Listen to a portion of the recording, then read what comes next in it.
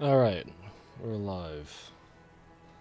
And I'm late to stream again, as usual, because I didn't have a chance to stream last week when I released, because I got scheduled for work more, because work in retail had to help with some prepping for back to school. Anyway, yeah, finally here. I tried to avoid spoilers on Twitter, even though I didn't expressly, I didn't specifically try to avoid Twitter, but, because I guess I need, call me addicted to social media, I guess, maybe. Anyway, let's go. Where is this? Frick, wrong button.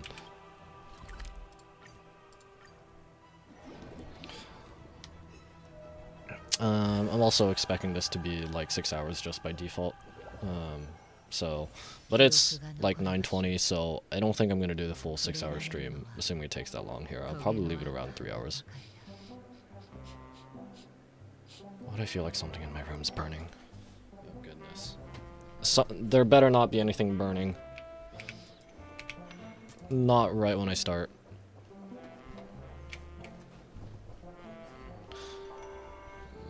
But yeah, I saw that there's a theory that the second ending we got was still a bad ending.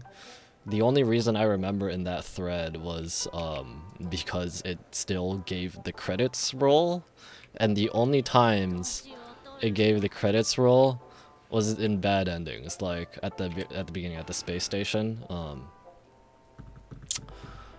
There was the joke ending where you decide to stay on the space station instead of going with the Astral Express, and it's like, one moment, March, and it's like, so you decided to stay on the space station and blah blah blah. You helped out. You did some work, and news of the Astral Express's end reached your ears, surprising you. The end. Credits roll. And I think there was another credits roll in the Shento Lofu, but I don't remember that one. And then there was the one with the pathetic fight against Sunday, and then the quote real one, which we don't know if it's actually real or not yet. March 7th. Wake up, wake up. Hey, Echo, wake up, the sun's frying your butt.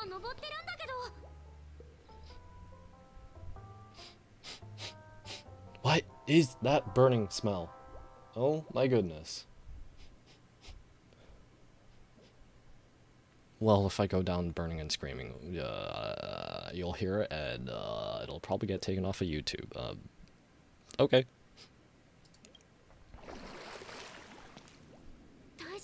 Are you okay? Can you hear me? I didn't hear a peep from your room, and it really freaked me out. How do you even get in? How do you even get in without my keycard? What? Well, this conversation is such deja vu. I don't know. What are you talking about? Are you still half asleep or something? The Order's dream is over. Actually, we don't know yet. So I got spoiled with a few images on Twitter, unfortunately. Not the con way as soon as I could.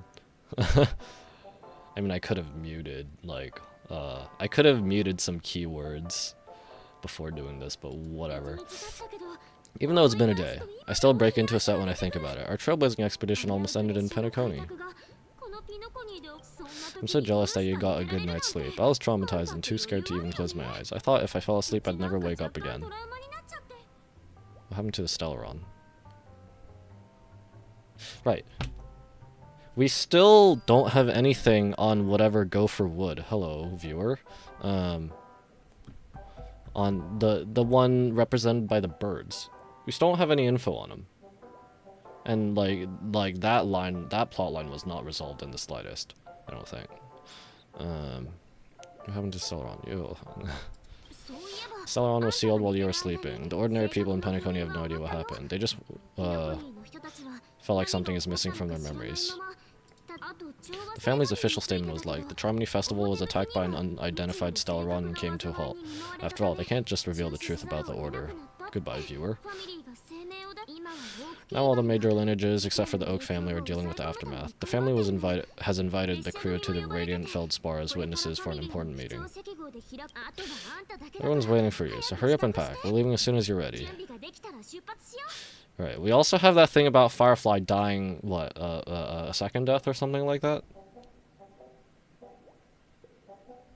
I mean, yeah, I'm gonna assume that's what this part of the Trailblaze mission is for.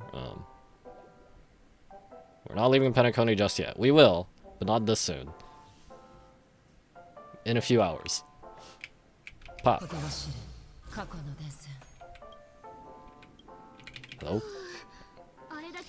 After all this craziness, nothing is better than staying safe in reality. Are we in reality, though? Hello, viewer. What is the Radiant Feldspar?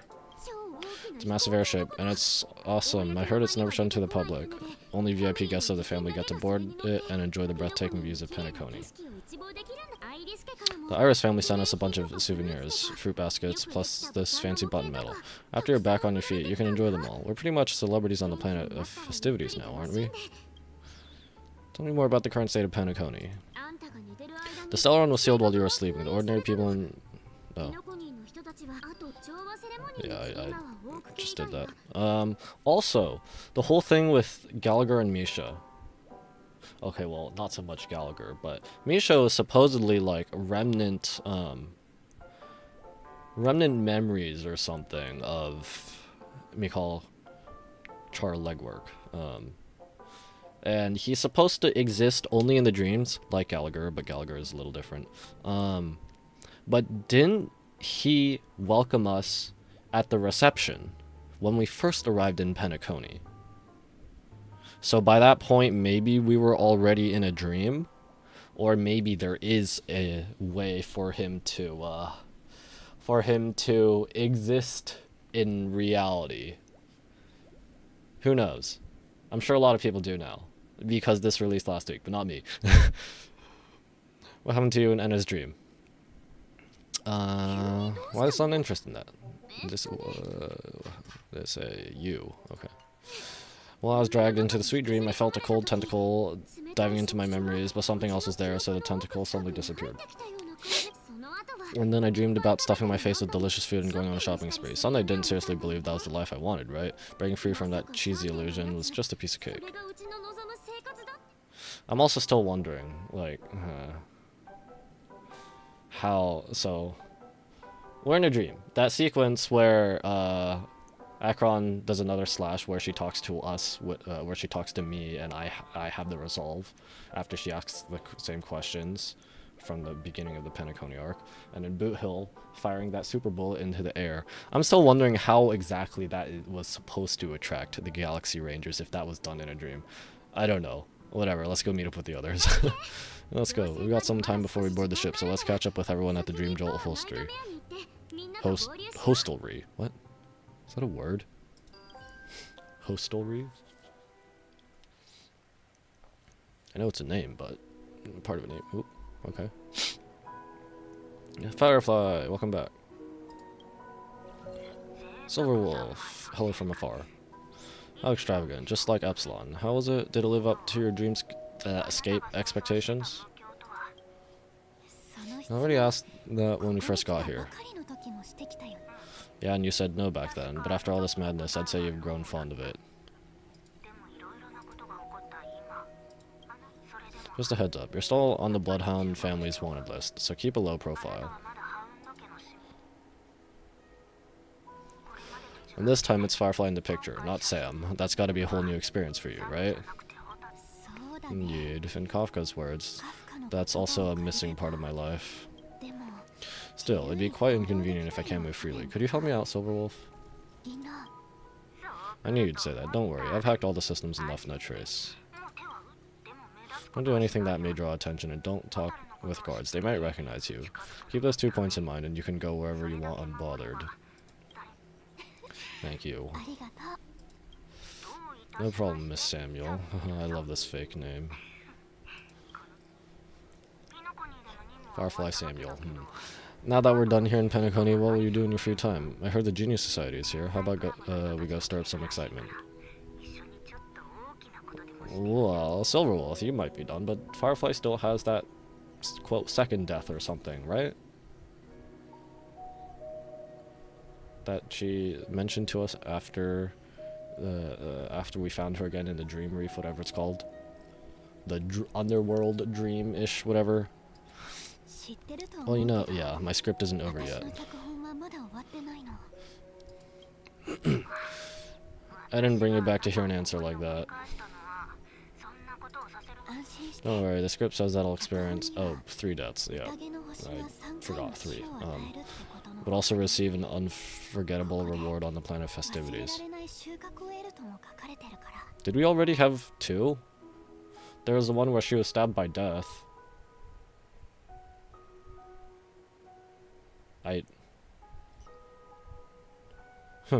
Okay, whatever. I don't know. I'll have to see. How will I know if I don't try? All possibilities exist until the outcome actually happens, right? I literally watched Kurzgesagt's video on Are You an NPC yesterday. Alright. You may not realize it, but you have a bad habit. Whenever you seem to be asking a question, you've already made up your minds, and no words will dissuade you. Anyway, Kafka asked me to pass on this message. If you see anything fabulous in Penacony, get one for me too. Just find my card, you know the pin.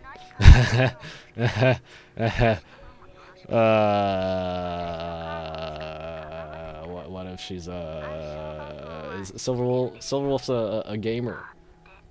I don't know if swiping is well, I mean, we're asking Silverwolf to get stuff for Kafka, not saying Silverwolf just go spend whatever. Also, couldn't they trace? It's probably under a fake name, otherwise they'd trace it back to her. Anyway, she didn't specify anything, but I guess she means a dress, coat, sunglasses, or something else. You know better about fashion than I do. Sure, I'll keep an eye out. There's tons of options at Odi Mall. Do you think she'll like trinkets like hair accessories or brooches?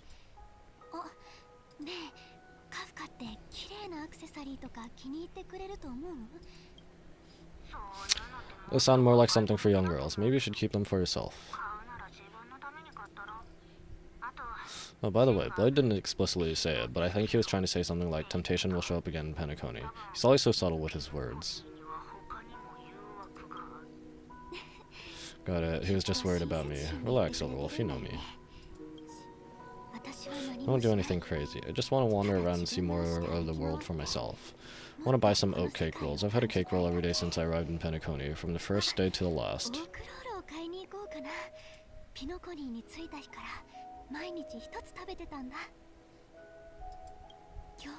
But today I'll buy 2 and give you 1, and if you don't like them, I'll enjoy double the pleasure. Or I can bring one to Kafka, as she never refuses. Or maybe I'll give it to Blade. He'll appreciate it. That's not written in script, right? But as you see, I've added new footnotes to my destiny. Random thought at the moment. I'm still kind of wondering how Firefly managed to destroy a planet in the cinematic.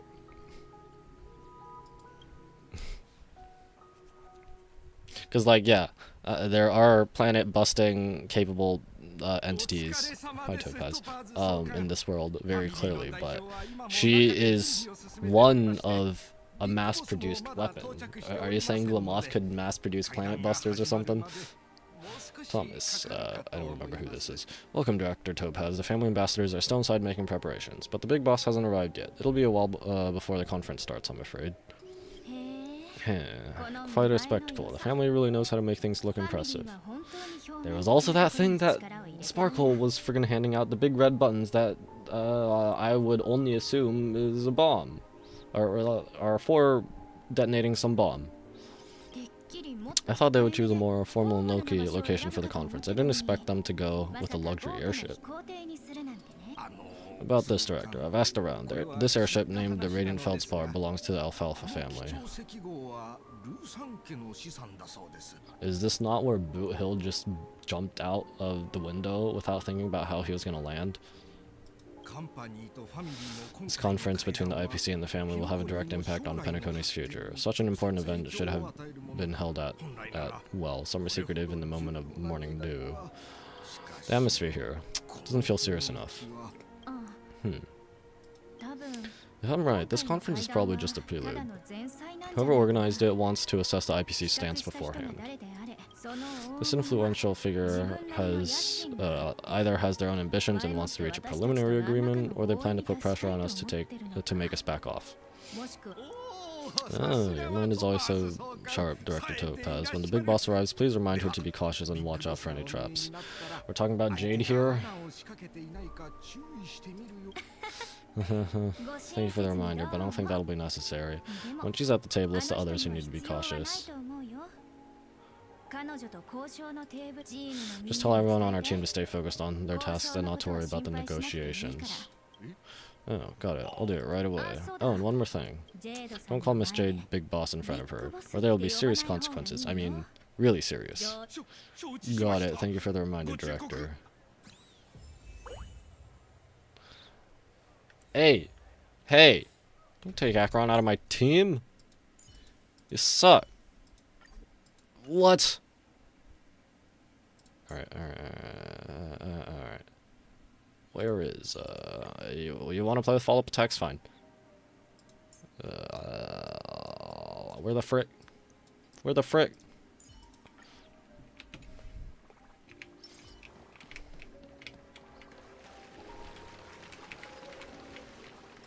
Pop. Look. I have a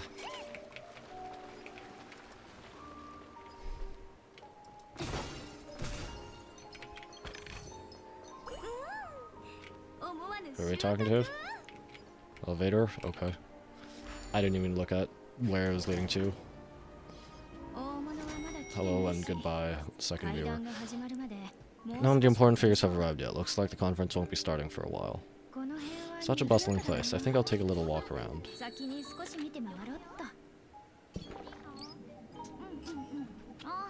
You see as you take a call. I'll just talk to random people, I guess. Or investigate donuts. Oink, oink, oink, oink. Are you hungry, Numby? Food in the dream shouldn't taste bad, right?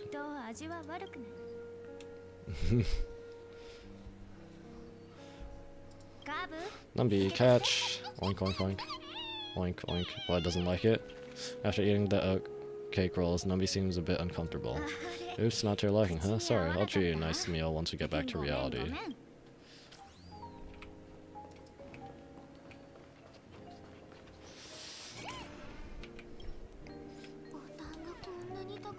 So many buttons. How many centuries would it take to press them all?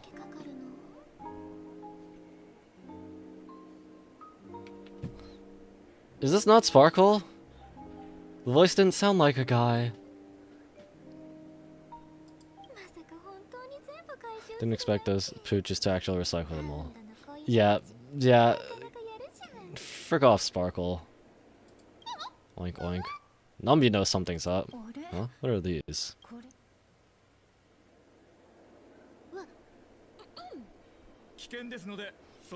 For your safety, please stay away from those objects. For my safety, are these buttons something dangerous? Not exactly. Lately, there's been a prankster in a sweet dream who's been handing out strange button devices to anyone he meets. That's you! According to those involved, he said something like, just press this button, all of Penacony will explode. Hello, viewer 2.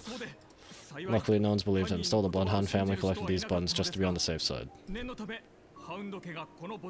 Although...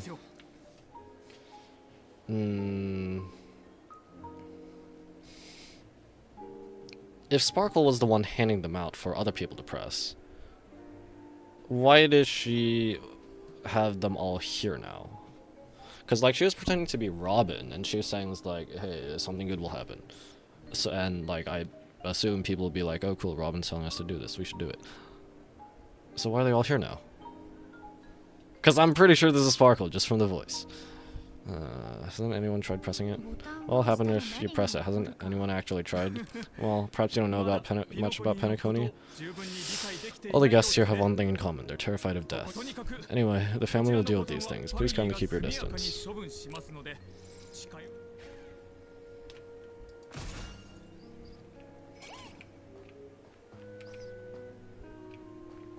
There was also that, one of the trailers or promo videos also saying something about, like, I'll do that later, about, Sparkle, we got a view of the ship, and Sparkle's like, yeah, I've hidden a bomb somewhere on here.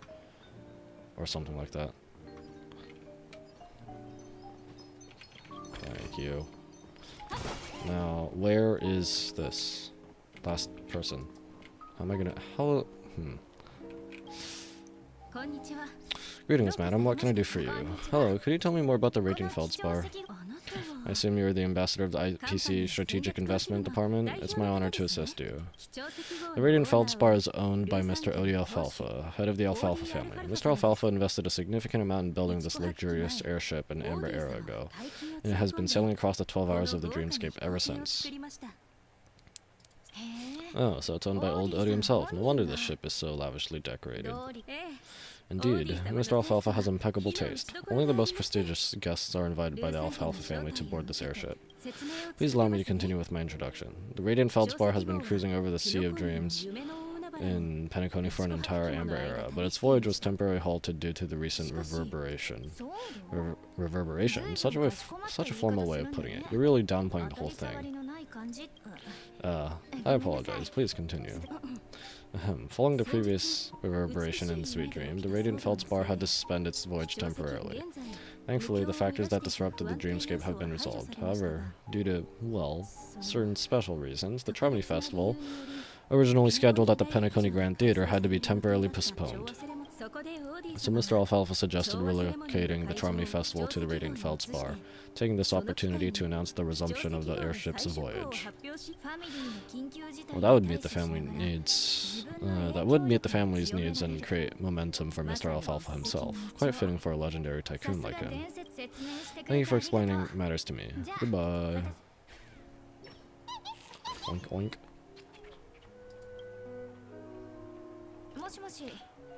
Ah, mashi. Hello? The talent motivation department again? Internal review? Whatever, and... I'm working on a major project. I don't have time to squabble with you guys.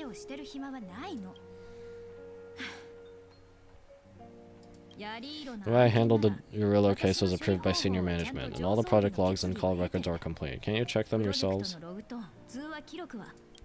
I just don't understand. Why are you so fixated on this minor case and constantly escalating it? Seriously, what's your purpose?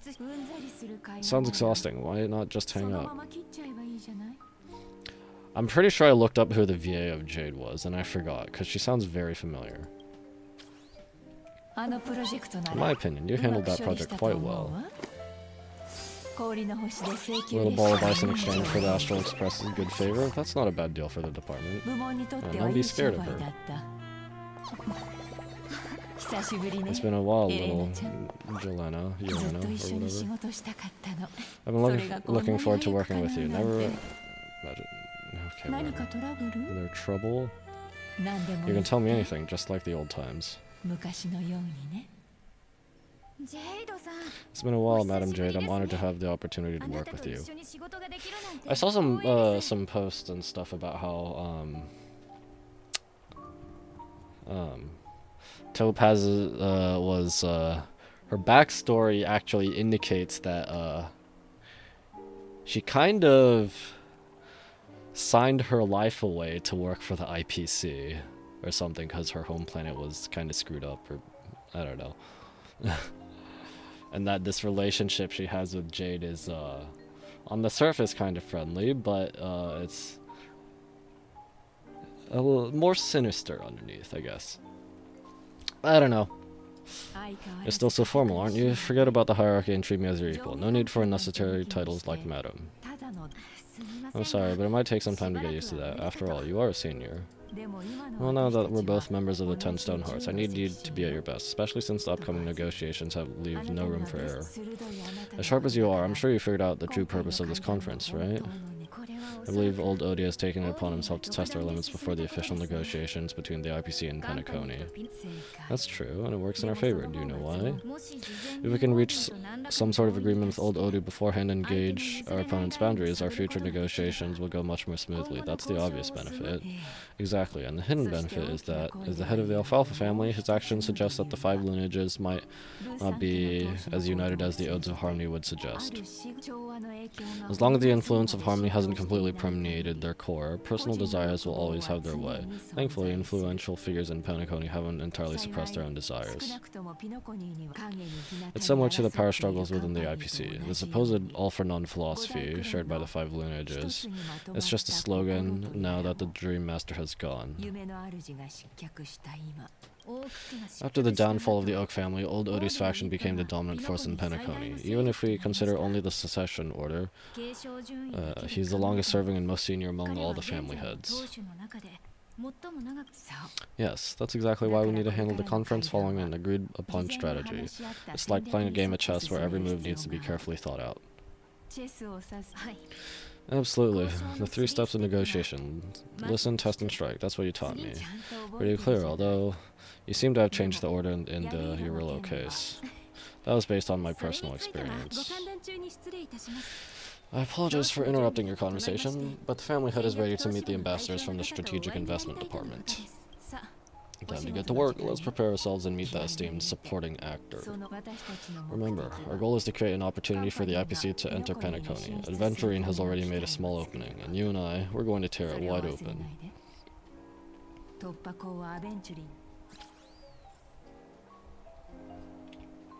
Nambi, where are you going? Pew pew.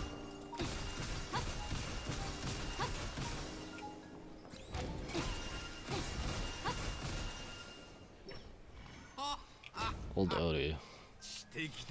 Oh, welcome aboard my ship, the Radiant Feldspar. Smart and that's not the right tone.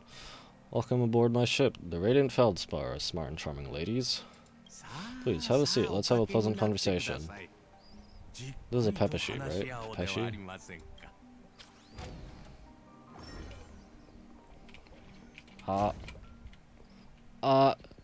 The walk is so slow. It's so slow.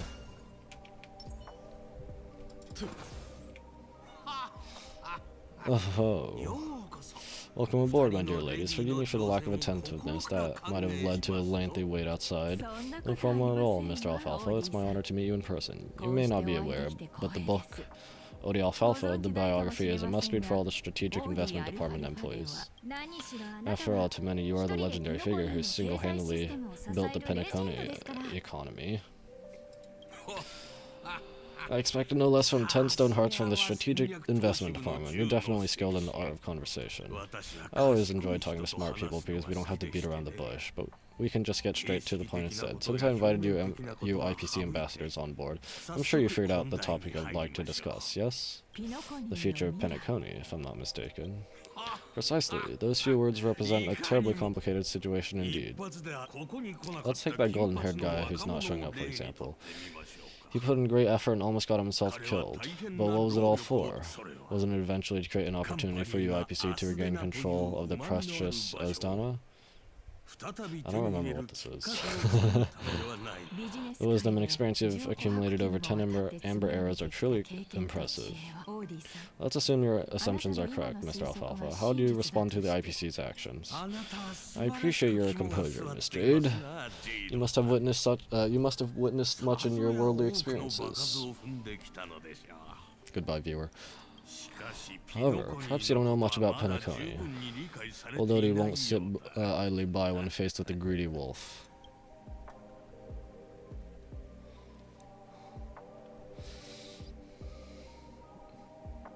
I should look angry.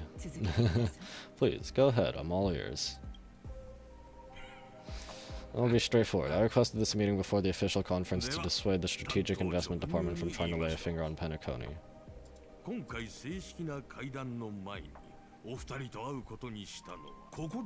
you back off now, you can make a smooth exit and prevent the IPC from losing face during more important negotiations.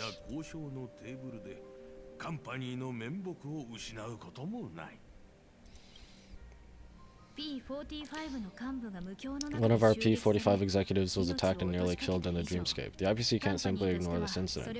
Moreover, considering the turbulence during the Charmony Festival, Penacony's credibility has taken a hit in the public's eyes. Despite your determined attitude, the issues plaguing Penacony are real, are they not? You used the term real, Miss Topaz, but let's not forget that this is the realm of dreams. If you want to succeed here, you need ambition and unconventional thinking. Curious about how I plan to respond to the IPC? Well, I don't mind sharing. My actions will help Penacony take a significant step forward by self-listing and going public. Oh no, we're taking a company public. No, all the greedy shareholders. No. Going public? If I'm not mistaken, you want to bypass the IPC and go public on a universal scale? Precisely. Instead of watching the IPC gnaw away at Penacony, I'd prefer to open the doors of the Sweet Dream to the entire universe. Starting today, anyone in the cosmos can become a shareholder of the Land of Dreams. This is the path of harmony I'll choose. So no! No! This is why all the layoffs were happening. No! This is terrible. People are gonna get laid off, CEOs are gonna get paid even more. This reform should have been implemented earlier, but unfortunately, the Oak family were a bunch of blockheads blinded by order. Their level of intellectual flexibility doesn't even come close to an old fellow like me. Thanks to the little reverberation earlier, the biggest obstacle between me and my reforms has been eliminated. Oh. The Alfalfa family will publicize the financial results of Sweet Dream Paradise so that the entire universe can see that despite the catastrophe, Penacony still holds immense potential and opportunities, and that the family remains confident in its future.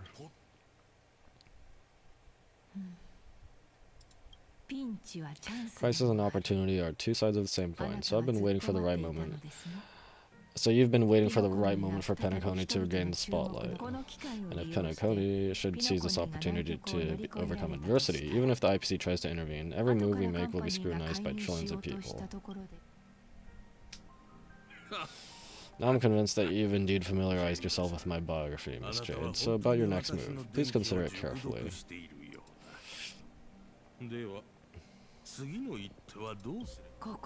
Indeed, we need some time to digest such a wealth of information. I suggest we conclude the first half of our conference, Mr. Alfalfa. Please allow Topaz and me to confer privately for a few moments, and to respond on behalf of the IPC later. Of course, take your time, dear ladies.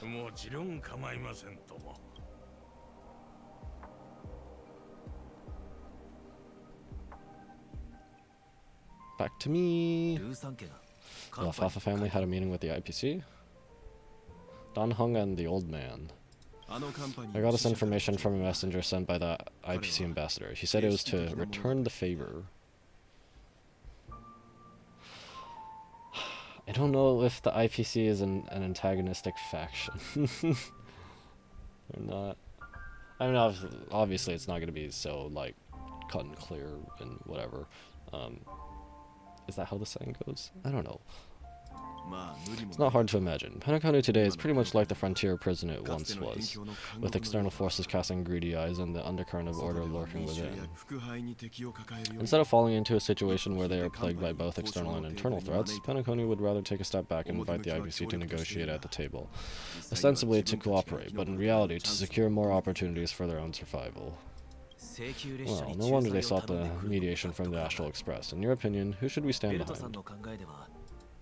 I don't think the followers of the Harmony are completely innocent victims in all this. For reasons unknown, they have a strong desire to smooth things over, which leads to speculation about their motives. If either the family or the IPC were to assume full control of Penacony, it would return to its previous illusory dream of hedonism, and the efforts of those previous nameless would once again go to waste. There you are. Did you rest well?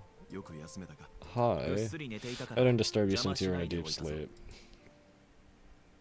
Where's Himiko? Yeah, where is she? She went to negotiate with the family as a representative of the crew. She'll contact us once her arrangements are ready. After Enna's dream was shattered, the family branch from the Montour system soon arrived and swiftly took control of the situation. Most members of the Oak family fell unconscious, but fortunately their lives are not in danger. The mastermind behind the plans was confirmed to be Gopher Wood, the previous Dream Master, but by the time we arrived he was dead already. That's it? That's it? They're just gonna tell it like this? No way, right? There's no way that's how it goes down for him. Like, not showing it on screen, sure, but just straight up telling it as a passing thing in dialogue? No way. And what about Sunday? He'll face a trial. As for further details, the family would rather not disclose them. Ultimately, the public perceived the incident as an attack by evil forces targeting the Charmony Festival. They believe the family failed to safeguard the sweet dream and significantly eroding their credibility in the process. While quite different from the truth, this appears to be the outcome with the least impact. Oh, Siobhan, hey! After all, you don't know who's awake and who's pretending to be asleep. Well, they'll open their eyes in the face of danger. Once the danger subsides, they'll embrace the sweet dream again. Here's a toast, 3 glasses of glory to the trailblazers to all of you. Hello again, how come you're here too? I'm curious. What are you talking about? This is my lounge. That's true. It's good to see you all again, although we might be saying goodbye again after this reunion. When will the Astral Express leave Penacony? We'll stay a bit longer, but not too long. So this is our final meeting then? If this is a farewell, then it seems to be missing something. She looks so dead. I mean, I guess the eyeliner has always made her look kind of tired, but she looks kind of dazed too, in a way. Music? Atmosphere? Maybe a special drink to honor those who are not here. Let's see, the mixed drink should be solemn, dignified, and unique, as we'll use it to pay respect to those fallen heroes, to the nameless resting in peace, and to Gallagher. Does she know, like, what Gallagher really was? So, Gallagher was, like, sort of an avatar of some follower of Enigmata, right? Was it an emanator of Enigmata? I don't know. Or was she only told that Gallagher is dead?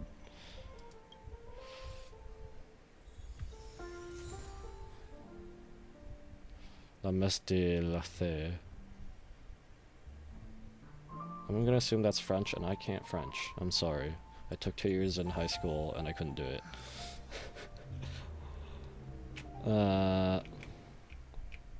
Welt. This trailblazing experience has been thrilling and memorable. Hopefully we've all gained insights about ideals, paranoia, clarity, and dreams of the experiences we've had. What happened to Sunday and Robin? One bird longs for the earth and the other longs for the sky. Even if Robin had to stop her brother with her own hands, she won't give up on him. However, facing punishment from the Harmony is inevitable. He will face a trial. As for further details, the family would rather not disclose them. When did the Order infiltrate Penacony? Since the family took residence in Penacony, the Order has been hiding in plain sight under the guise of the Oak family, using the Stellaron's power to strengthen their hold on the Sweet Dream, which eventually resulted in disaster. That's the claim the family makes. Whether they were truly unaware of all this is a delicate matter. Did the IBC make any move? Aventurine's efforts finally earned the IBC a seat at the table. As a result, a more senior representative arrived in Penacony and initiated negotiations with the family. As far as the Astral Express is concerned, the IBC will make one invaluable ally during the negotiations to prevent Penacony returning to its former ways. What happened to you in Enna's dream? Well, it was somewhat surprising. In that dream, I returned to my homeworld and reunited with my long-lost friends, and for some reason, Akon resurfaced in my mind. When I realized that her conclusion was not preserved in memories, I became aware of the bitter truth. I don't know what this means. The conclusion of a journey can often be sorrowful. All we can do is try to make sure it ends on a happy note.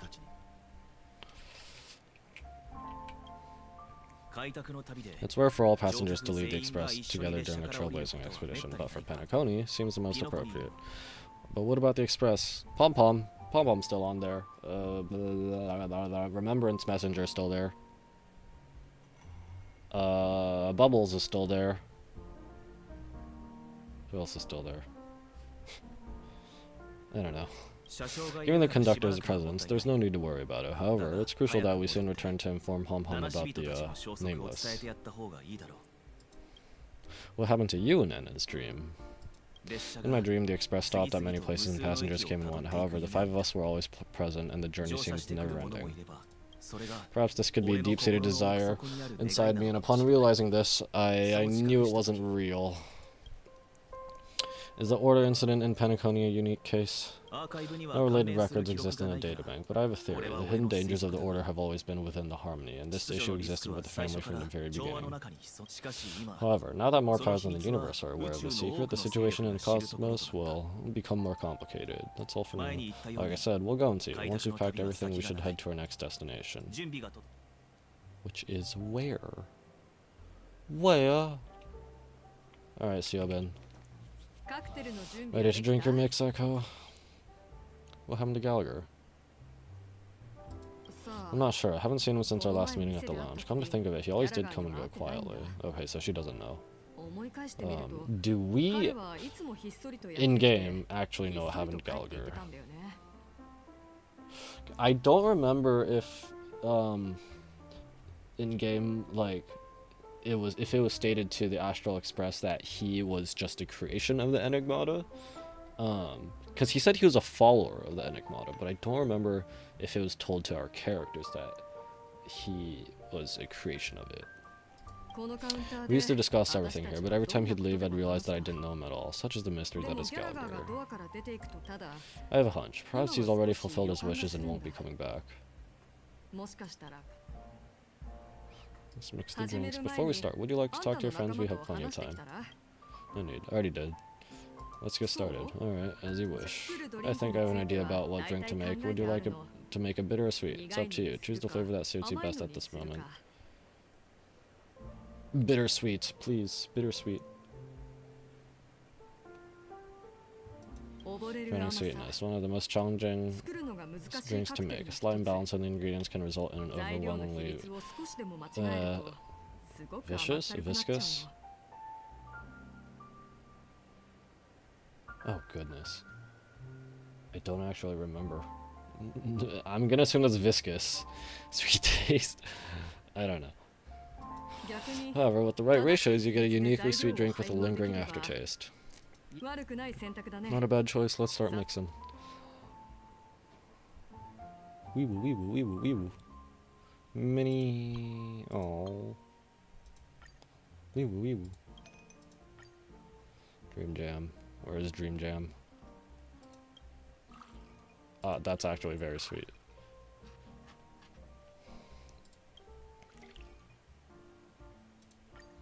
Origami bird. That was not hard to make. Where was the mixing?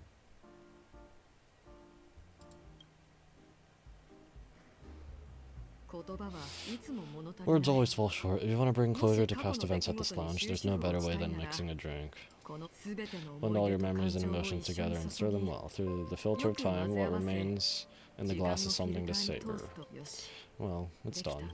Here's to the Nameless resting in peace, and to my friend Gallagher. The spirit of freedom will spread far and wide among the stars, and its legacy will be more timeless than a pastoral song. We're not accepted by the outside world, so we've gathered here. And one day our souls will return to the same place. Cheers. Who this? Who this? Oh. Guys, let's make our way to the Radiant Feldspar. I'll wrap things up soon. Let's meet at the aft pool in the stern. What have you been up to lately, Miss Himiko? Right, or catch you later. Yeah, I was about to ask the same thing. Okay. It's a secret for now. Be patient, you'll find out at the opening ceremony. Hey. Can't wait. Give me the 5 jade. Never mind. Alright. Are you leaving? Then take this with you. I mixed more of this last special drink for you. The past shouldn't be forgotten, so I hope it brings back the flavors of Penacony. How does this work though? She gives it to us in the dream, but the... Wait. Wait. Hold on. Is this the dream? Or is this reality? Thank you, I'm sure it'll leave a lasting impression. If you happen to run into Gallagher, make sure he has a sip too. I know his tastes, and he'll be thrilled. Who will? Oh, I want to see what 2 does, but I want to see what... I'll just have to look it up. Alright, enough with this heavy stuff. You guys have important things to take care of, so let's not dwell on things. Whether it's the Astral Express or Penacony, there's still a long journey ahead, so let's lift our spirits, guys. And embark towards our tomorrows. Dang it! I was gonna check the map to see if we were in reality or not. Old Odie is a tricky opponent. I didn't expect him to take the risky step of going public at such a critical moment for Penacony. Indeed, he's definitely bold. It's that kind of boldness that made him the Odie Alfalfa he is today. Still, the outcome is uncertain. Shouting loud doesn't necessarily carry any weight. What about the phone call I asked you to make, Topaz? Oh, they agreed, but it'll be some time before they arrive. Just as it should be. The sweet dew should be served after the bitter poison. Looks like we'll be skipping the exchanging apples step this time around. Now that we're dealing with a greedy merchant, a simple apple wouldn't make a difference. Well, I guess I included myself in that remark too. Now I'm a bit curious, Topaz. Do you think Penacony is a quality asset? Yes, despite its recent calamity, Penacony remains a top quality asset within the cosmos, with good credit, lucrative potential, and promising prospects. Well, that's obvious, but what I truly wanted to know is, the project is obviously too bland for your taste, isn't it? That's true. I wouldn't be here if it weren't for Aventurine. But despite that, you trust him. You even entrusted him with a cornerstone, something as precious as life itself, to finish this gamble. Are you not in the same boat, Miss Jade? Without us playing along, your Jade Stone wouldn't have made it across the border so easily, allowing you to see all desires that flow through dreams to gain a bargaining chip in negotiations. Still don't know how those work. The cornerstones? That's why I'm willing to stake my Topaz Stone to cover for you. It's like one big elaborate game of chess. Once that kid sets his mind to something, nothing can stop him, not even fate. Well, at least he's still alive, and that's the best outcome. Looks like we've strayed off topic, Miss Jade. Should we discuss our next steps? No need. I'll go it alone. Meanwhile, you can go greet our honored guest and wait for my message. Okay.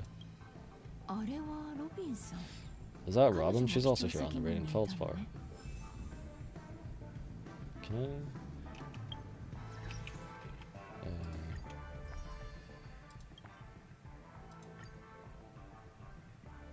I just want to see.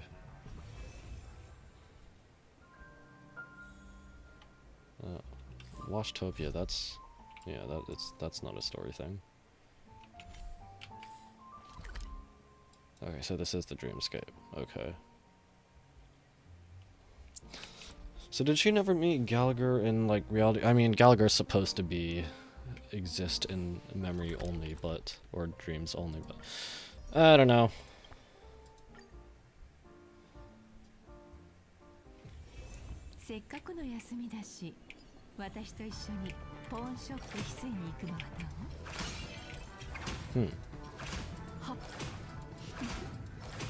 What do you do? Is that a snake? What is it? Or is that a whip or both? Yes.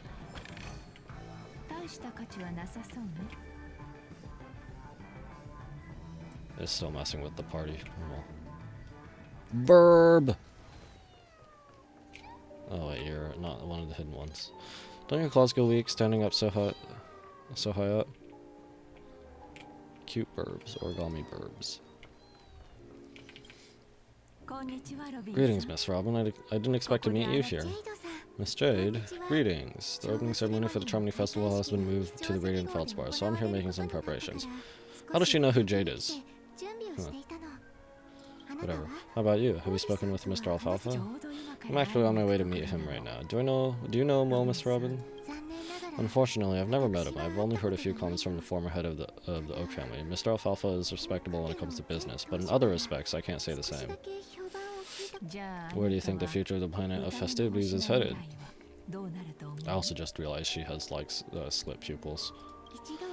I believe the sweet dream will see its rebirth, just like the Radiant Feldspar resumed its voyage. Now, Harmony needs a new direction. Only by bidding farewell to the past can we actually sail into the future. There are no permanent allies or everlasting enemies, so let's both take what we need from this deal. Naturally. I'm looking forward to your performance. See you at the festival.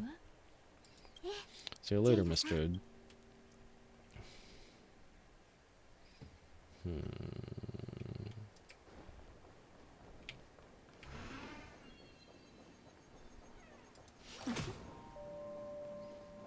Welcome back. Thank you for your patience, Mr. Alfalfa. Let's continue our discussion. Figured out something already, Miss Jude? But where's Miss Topaz? Topaz has something else to take care of. You'll be seeing her later. Talks can still continue between the two of us. Is it just me, miss? Your tone sounds very different now. I need to set a good example for my junior. It's not a good habit to be too loose-lipped during negotiations, right? She's not here, though. What? Now we can speak... Oh. I guess talking about back then. Now we can speak frankly and openly. Do you believe what I said, Odie? You're not the only merchant who has seen the changes in the cosmic market over the past 10 Amber eras. Interesting. Now that's interesting. Good, it's good to be straightforward. Openness and transparency are my thing. So tell me, what's your next move? Unfortunately, I'd like to speak the harsh truth before laying out my plan. Let's cut to the chase. First, your plan won't work. Penacony has no way of sidestepping the IPC and going public. Second, you can't stop the IPC from entering Penacony. We've got all the time and connections in the world to find a way in. We'll keep tearing down and rebuilding this place until the Asdana system gets used to the IPC's ways again. Oh, Asdana is this system. Yeah. Yeah.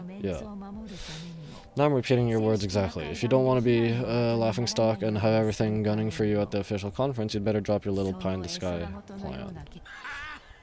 Oh, interesting, indeed. You surely have a way with words. Now I'm curious to know what you have up your sleeve. Mr. Alfalfa, let's not forget the IPC controls the biggest interstellar publicity platforms. More than half the news networks in the universe take their orders from us. Intergalactic monopoly. Well, actually, doesn't the Shenzhou Alliance,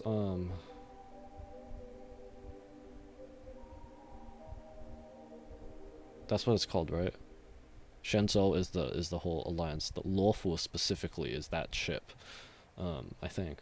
But isn't the Shenzhou Alliance, like, doesn't it rival the IPC in terms of size and power influence? I don't know. The moment news spreads about Penacony going public, trillions of customers will immediately receive a message like this. The family's protection for Penacony has expired. Any mishaps in the dreamscape could result in permanent brain death. Care to guess how many ways we have to turn alfalfa credits into worthless junk within a measly 24 system hours? With the entire cosmos keeping a close eye on Penacony, I assure you it won't be too hard. You really think you can pull that off? Even from pure point, as distant as it may be, I'm more than capable of keeping you on a tight leash. However, if you'd agreed to give up that half-baked plan to go public, the IPC will assure you that we'll never jeopardize the interests of the family heads under your leadership. After all, we also need allies here in Asdana. The IPC can assist Penacony with financing, starting by acquiring 30% equity shares. With our financial support, stabilizing and rebuilding Penacony will be a piece of cake. 30% equity, you say? Who can guarantee you won't want more in the future? That's the brilliant part of it all. The answer is simple. No one. There are no guarantees. It all hinges on self-awareness and mutual respect. However, the board of directors will consider the interests of the family heads to some extent. How much is some? You're a smart merchant, old Odie. Isn't the whole process of this elaborate game to showcase your business acumen and seek more benefits for the family? It benefits us if we both take a step back, and if that's not enough for you, I'm pretty sure that another goal of making Penacony go public is to expand the influence of the planet festivities and attract more customers. I understand your concern, and I have a solution for that too. Fine, now I see your sincerity. As head of the Alfalfa family, I don't think I have any reason to refuse your offer. However, as their chosen one, I still need one final answer. Go ahead, I'm listening. When I was a child, I heard the adults recite the tale of the ancient Amber Era about the ascension of Sight, the Harmony, and the downfall of Enna, the Order. The Order and the Preservation used to be close in ancient times. So, why does the IPC, as a follower of the Amber Lord, seek collaboration with the family instead of aligning with the Order? The answer is simpler than you think. It's all about credits. Everyone's favorite thing in the universally recognized currency among the stars. The IPC has the power to perpetually ensure their value. But yeah, didn't someone earlier in-game, by the way, ask earlier, like, why did something about preservation become so money-focused?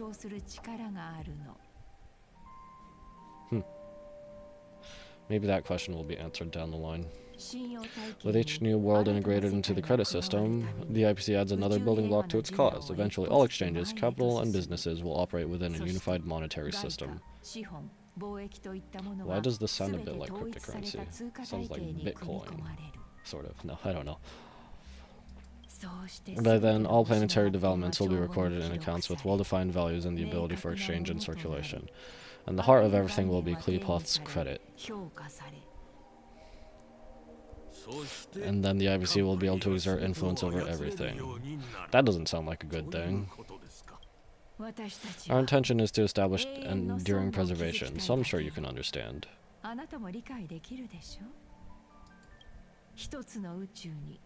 Really?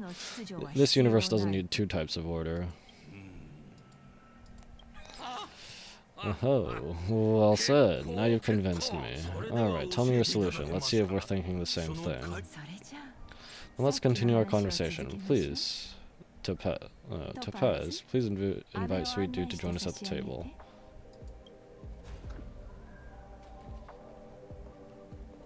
Himiko? Hi. Thank you for your presence, Miss Himiko. She didn't look too happy. Please allow me to introduce her to you, Mr. Alfalfa. This is Miss Himiko from the Astral Express, one of the future shareholders of Penacony. I've heard so much about you, Mr. Alfalfa. It's an honor to meet you as representative of the Astral Express. Oh, this stunning lady is the navigator of the Astral Express. It's a pleasure to meet you.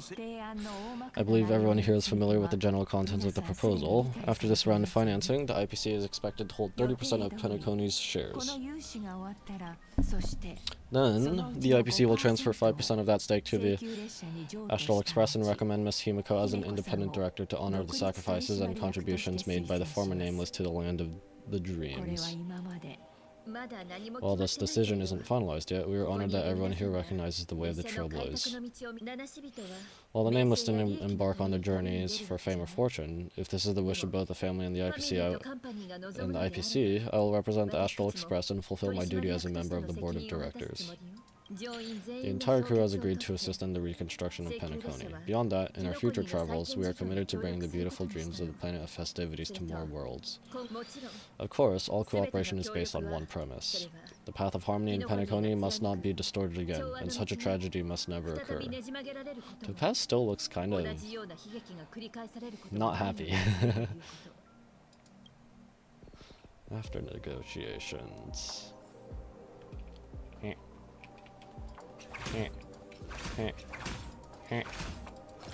Whack. Whack.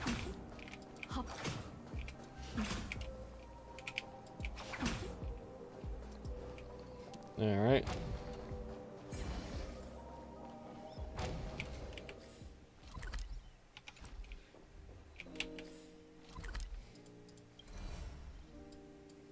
No.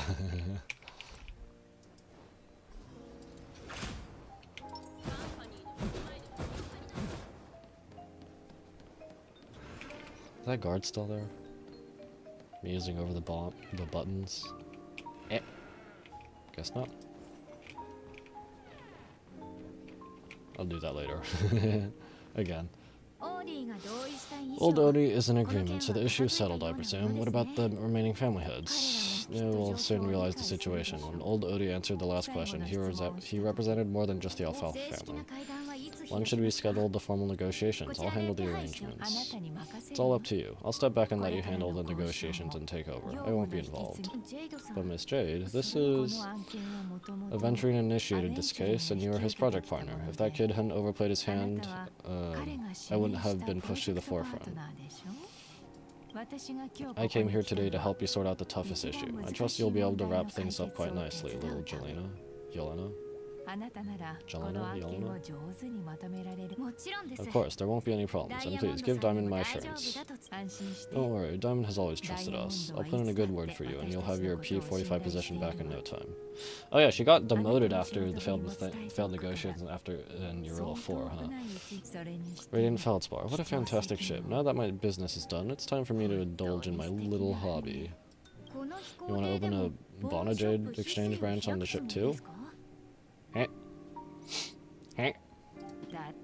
Opportunities like this don't come around often. Just look at the guests on the ship. They're surely holding a wealth of valuable treasures. Well, I'll take my leave. A pawn shop can't run without a boss. See you around, Topaz. I have one more question for you, Miss Jade. Go ahead. That dose of bitter poison. I'm curious as to how you found this information. I didn't find the information. It came to me. It was from a lady concerned with the future of the Harmony. Robin? Or Sparkle? Huh? Or Firefly? No, there's no way it's Firefly, right? In return, I've agreed to help her with something, but that's for later. We can deal with it after we leave Penacony. You see, that's what investment is all about. The seeds of opportunity are already sown. They only need a little bit of nourishment to take root. And then after, all we do is wait patiently. Like right now, for example, it's just about time my final guest boarded the ship. Firefly!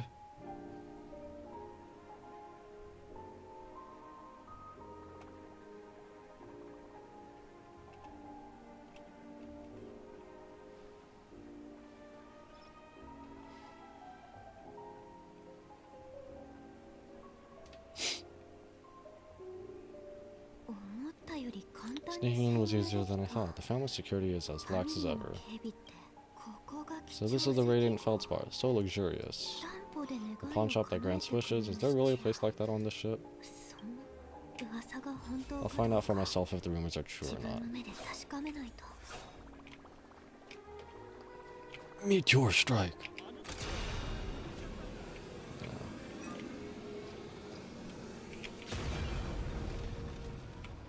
I don't play Overwatch. I just know that exists.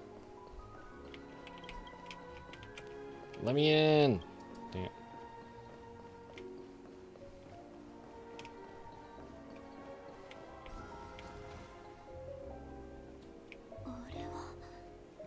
Why am I here? I'm not here, right? That's gotta be Sparkle. Oh, frick. She's still talking. By the way, there's one more thing. Mr. Alfalfa and I discussed it. I'll present a gift to the Astral Express on behalf of the family as a token of gratitude for the Nameless's contributions to Penacony. Please help me with the necessary arrangements. Right away, Miss Robin. Or maybe the Robin we talked to earlier as Jade was Sparkle. Can I ask you something? Greetings, miss. Is there anything I can help you with? Do you know how to get to the pawn shop? Pawn shop? Ah, you must be talking about Lady Bonajade's place, right? I heard she offers special services there. She already opened it up? Huh? I'll mark the pawn shop's location on your device. Please feel free to check it out. Lady Bonajade? I think I heard that name somewhere before. Was it from Silverwolf? Food? Food? It actually looks better than Genjin's food. This is cool. I don't know by how much, but downstairs? No.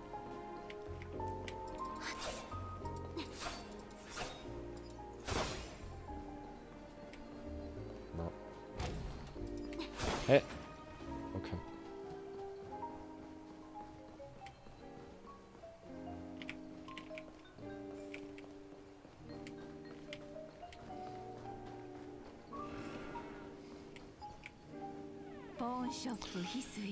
Welcome to Bonajade Exchange, Radiant Feldspar branch. How should I address you, dear lady? Just call me Samuel. Samuel, nice name. So what do you need, Miss Samuel, and what are you willing to give up in return? Huh.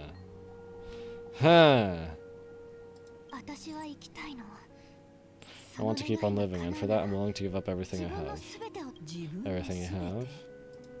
That's right, everything.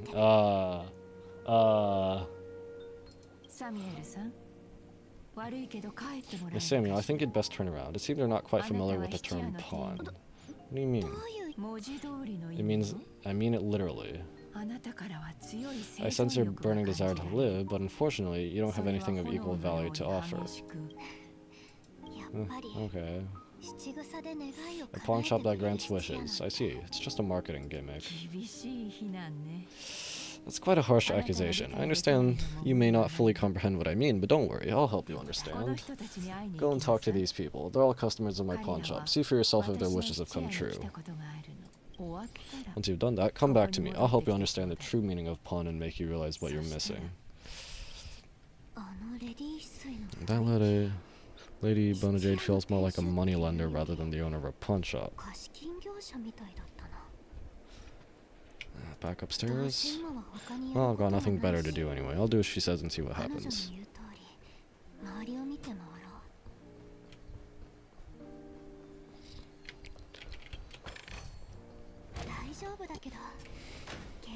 Stacy. Oomst. You stupid little girl, coming back to lose more money, huh? Enough talk, let's get started. This will be our final game, I'm betting my entire fortune. Oh, a big talker, huh? Alright, let's see what we've got. Eh?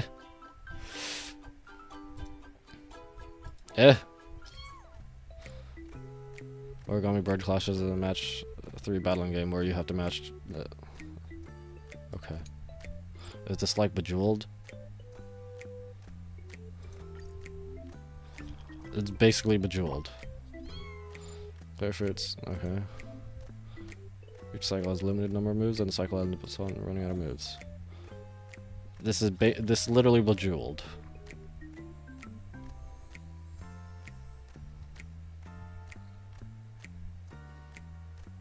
Heh.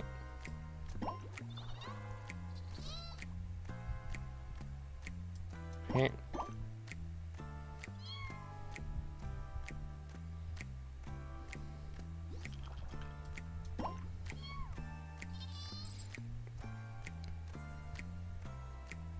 Oh, what the heck?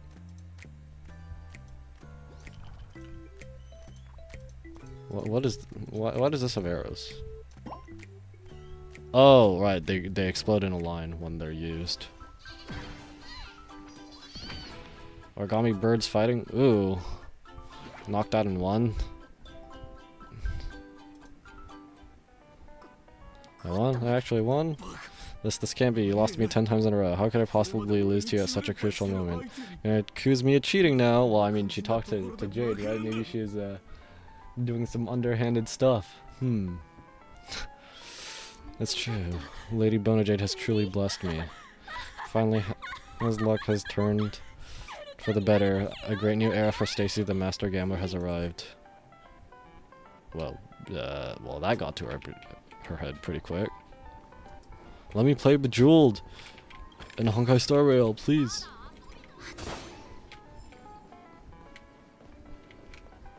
To go back downstairs again? Come on, man. Where is this?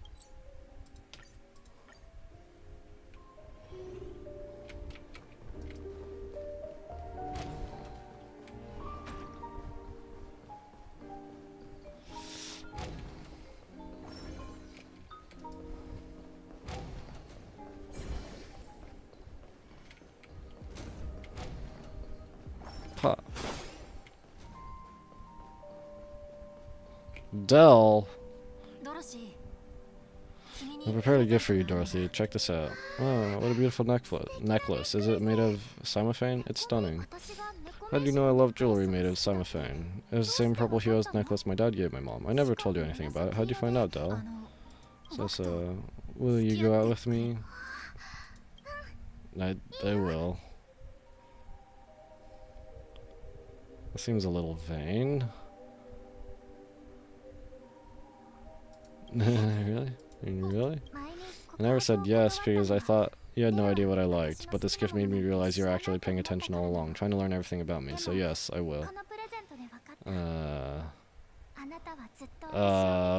Okay, but what are they giving to Jade in exchange? That's what I'm concerned about. Wonderful, my wish has actually come true. Shall we go, Dorothy? Let's go outside and enjoy the stunning views of the 12 hours. Yeah, let's go. I don't like where this is going.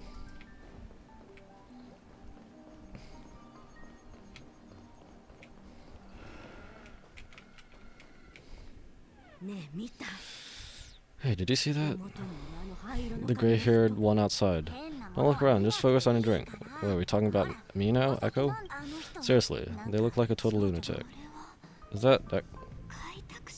It's definitely not me. That's like Sparkle or something. Wait, where?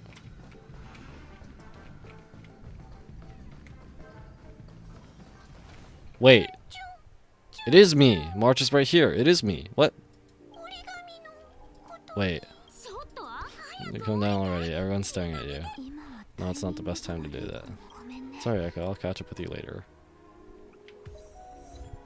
I guess it is me. I didn't realize March was here.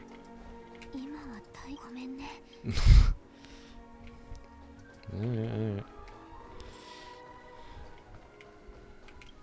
I mean, I do roam around in trash, so I guess I am a lunatic. Yeah, you heard right. I've got him. He's been hiding at the moment of soul in Penacony, using a fake identity, and even posed as a professor at Paperfold Academy. I've made a deal with the family. I'll leave the extradition-related paperwork to you. How did I find him? Well, let's just say I had some help from an influential figure. Don't ask for all the details. 22 years. 22 years of chasing this guy all over the cosmos, you know. Never thought I'd end up like this. Right here. I'm gonna hang up for now, partner. I need to raise a glass to myself. Walker hung up the phone and drop of fuel seeped out from his deep metal-constructed eye sockets. Those were the tears of an Intellitron.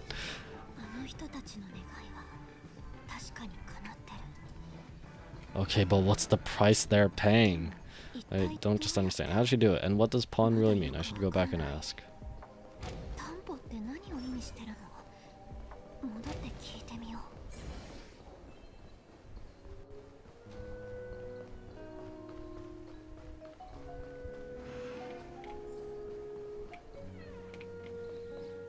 What are you willing to give up? Every life but hers. Or everything. What are you willing to give up to save her life? Everything but hers. And in something you do, sir. You are now one of us. Welcome. Wonder who will get that reference. I didn't remember how exactly it went. So you're back, Miss Samuel. Yeah, I found those people, and it seems their wishes did come true after visiting the Bonajade Exchange. But I'm not sure what you want me to see. They all seem to be living fulfilled lives. Not so fast. This step was just to show you that the Bonajade Exchange is genuine. That I had the power to grant their wishes, and now I'll tell you the price they paid. Uh-oh. Del was from a wealthy family. He was head over heels for Dorothy and wanted to win her heart, so he made a deal with me. He put up his entire fortune in exchange for a gift that impressed Dorothy. It was a piece of cake for me, thanks to my IPC connections. However, Del will soon find himself evicted from the dreamscape because he can't afford his room. Whether he can bounce back from poverty, well, that depends on him.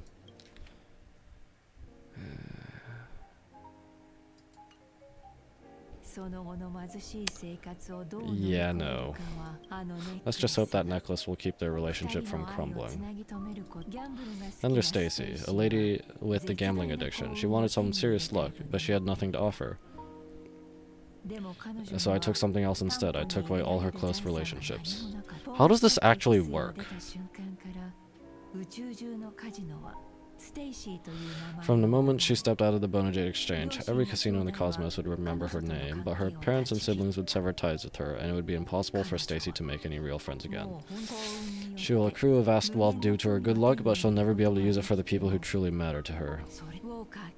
As for Detective Walker, he spent 2 decades chasing down a wanted criminal for some heinous crime, but he never caught the guy. In his desperation, he came to me. He offered his own memory system as collateral. In due time, his memories as a detective will be erased, and he will completely forget his own identity and all the sacrifices he made. Okay, but how does that actually work?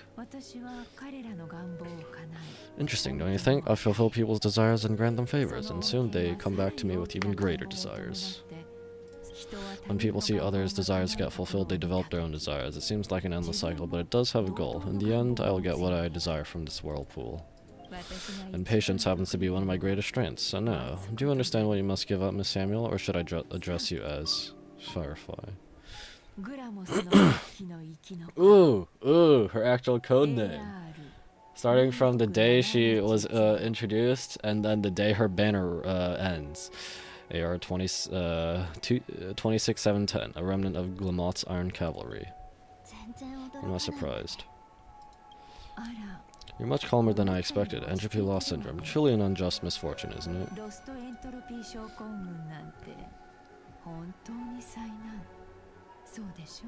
Maybe she'll offer up her life in some figurative way.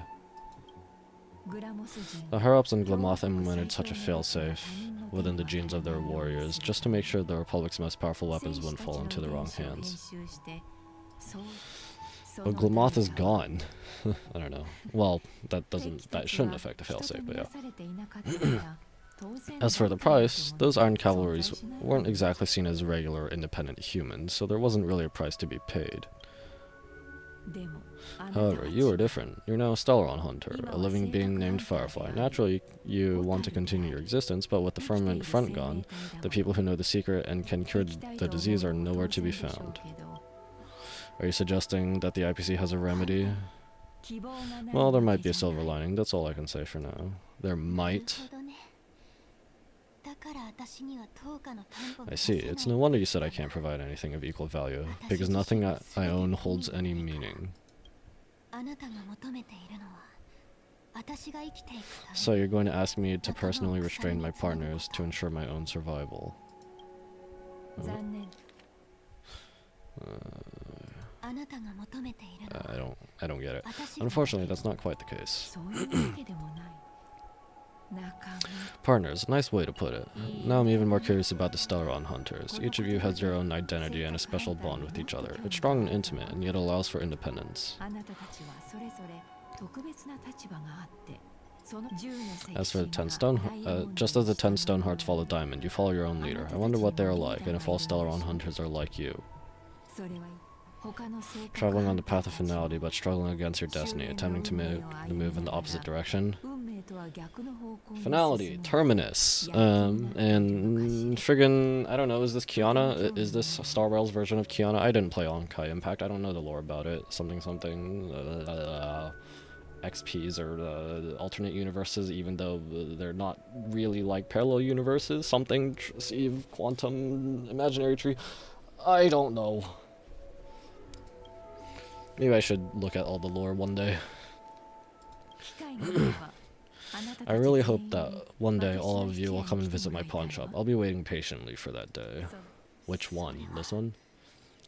Can I see this as an invitation from Diamond to the Stellaron hunters while keeping the IPC in the dark?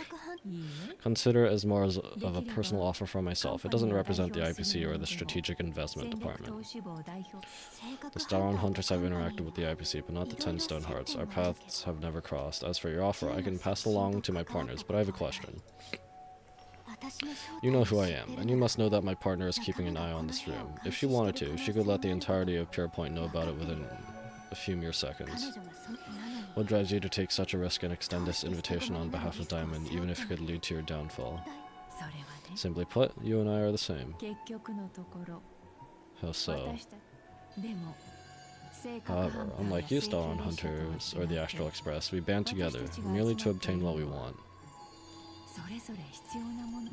Each of us has our own past and destined ends, and on this journey, we have been invited by Diamond to join him.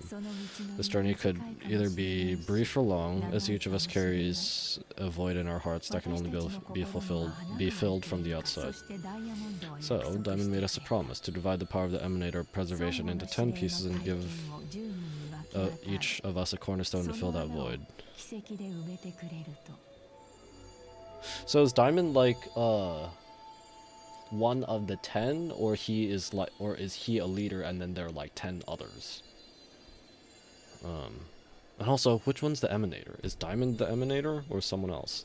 Which also would probably answer my question of is he part of the 10, or is he leading another 10? Mortal flesh is fragile, yet my heart is unyielding like the monolith, for without this resolve, the way of preservation would fade into oblivion. So you understand, this pledge goes beyond a mere oath. It's our collateral in exchange for opportunities, wealth, survival, and a future. And whatever we gain from it will fortify the stone hearts in return, allowing us to achieve the great cause of the preservation when the war among the eons eventually comes. Eons, ions, I don't know.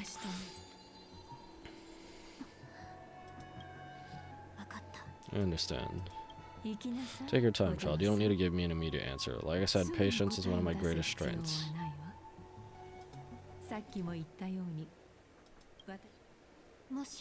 If fate turns that page, our paths will cross again. It's a shame, though, that this pawn shop can't give me what I desire. My last attempt at Penacony, well, it ends with hope.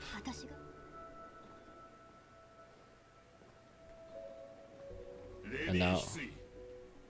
oh, now he's going to give up his memory. Okay, his is more, his I guess is more like just take out a memory chip or something, but how do you,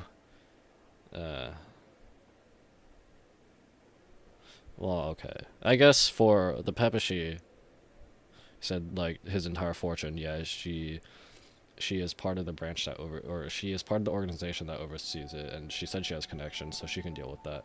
As for the gambler, I guess she could send stuff to her families and friends and whatever, monitor her, and then send bad messages or something, I guess. Although I don't understand how she grants the wishes. Turns out the meeting to decide the future of Penacony went much smoother than expected, with little debate. The Charmony Festival's opening ceremony is starting soon. I should head down and take a look. This airship has quite a few treasures, a bountiful harvest. The ones I doing up here? If you jump, I jump. Why are we jumping? We can fly. Tweet. You're so not romantic. What's romantic? I don't get it. Tweet. Oh, this is adorable. You stand motionless at the ship's bow, gazing toward the distance, leaving the flow of wind, and imagine yourself soaring freely through the cover of clouds until a fierce billow messes up your gray hair, snapping you out of your daydream. You recall a classic Penaconian romance film, where a kindred companion is standing beside you, promising you that if you jump, I'll jump too. Will jumping off the edge plop you right in front of Mr. Robin and Mr. Sunday? You recall the first time you dived into the dream and how you plummeted into the golden hour. You can't help but smile. The praise of good morals? Never mind. My heart will go on.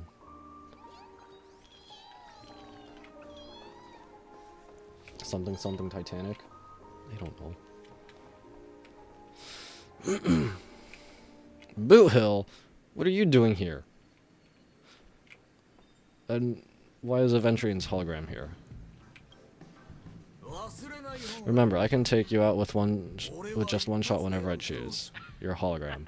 That'd be my honor. Don't worry, I hate cheating at the table. Huh, you better. Look who's here, the great hero of the Astral Express, the most dazzling echo in all of Penacony. Oh, you're here too? Long time no see, friend.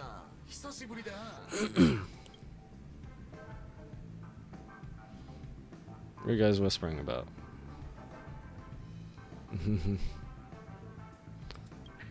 Merely a greeting of platitudes, as long as you and I have an understanding. Let's set aside these under-the-table dealings for now, partner. Don't want to spoil the festive mood of the Charmony Festival. I agree. Now let's congratulate Miss Echo. I hear the family intends to thank the crew at the Charmony Festival. But it's a real pity that I can't personally be there to witness this. Hmm. You sure left in a hurry adventuring.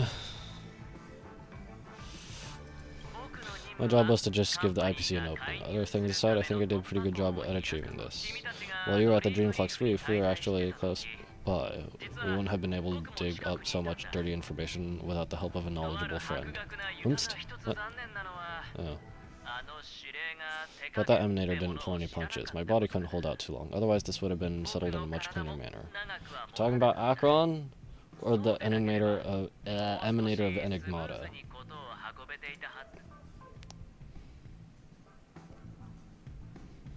I'd like to thank you for all your help in the battle, cowboy. Yeah, no problem. Punishing the wicked and eradicating evil is a top priority. Would have been strange if we set it out. Making an entrance like that, us Galaxy Rangers are making a comeback. Reckon you'll meet quite a few followers of the hunt on your journey. Do me a favor and pass on my regards, will you? What are you guys chatting about? Forget it. I'm not one to beat around the bush. I've got a score to settle with this high-ranking executive fellow named Oswaldo Schneider, and this flamboyant fella here can help me find him. The feud between the Marketing and Development Department and the Strategic Investment Department is well known across the cosmos. But what I didn't expect was the involvement of the Galaxy Rangers in this feud.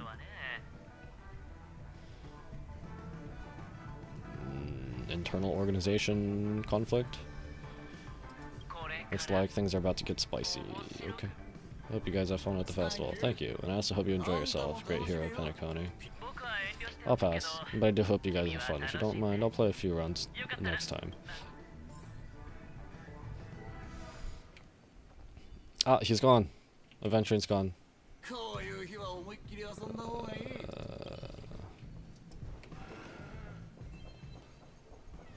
Ratio. Oh yes, I remember you. Your performance at Herta Space Station was adequate, I suppose. Oh right. We didn't see him at all before when he was doing the whole thing with adventuring. No wonder that gambler likes you so much. I don't know you're here too. The Intelligentsia Guild assigned me to be an investigator for the IBC's ambassadors. Doing nothing more than an errand from the Office of Academic Affairs. Very well. The Charming Festival is about to commence soon. Take advantage of this unique opportunity. A blend of work and play is essential for superior knowledge absorption. Let's go! Work-life balance! Let's go! How do you rate adventuring? The executives of the IPC and the guild say that we are strategic partners, yet from my perspective, I'm invariably the teacher, and he, along with you and every other individual, is the student. From this perspective, adventuring isn't what you'd call an ideal student, yet he's not also utterly obtuse. Alas, the void within him can never be fulfilled by talent and knowledge. Let's hope he doesn't turn into a philosophical zombie. I thought you were going to make me get my act together. Saying such a thing merely indicates that you have not truly grasped the essence of learning. The principle of balancing work and relaxation is scientifically grounded, with the relevant proof process detailed on page 21 of the 31,467th issue of the academic journal Star Seeker. Acquiring knowledge aims to enhance living. Don't invert priorities like those dolts at the guild. Then you'll excuse me. Pa.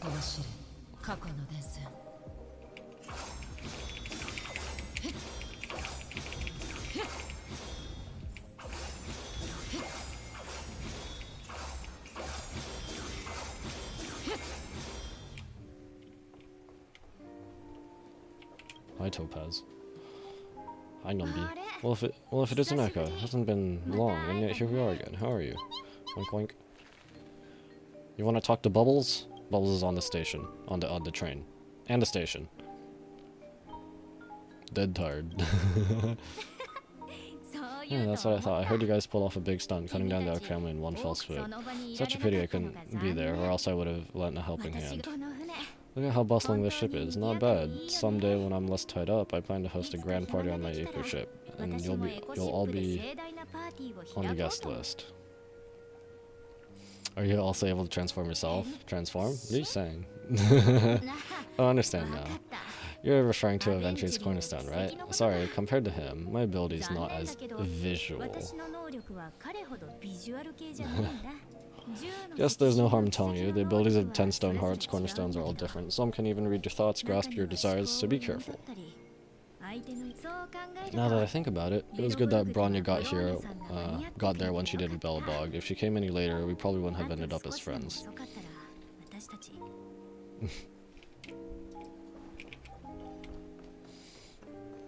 Alright.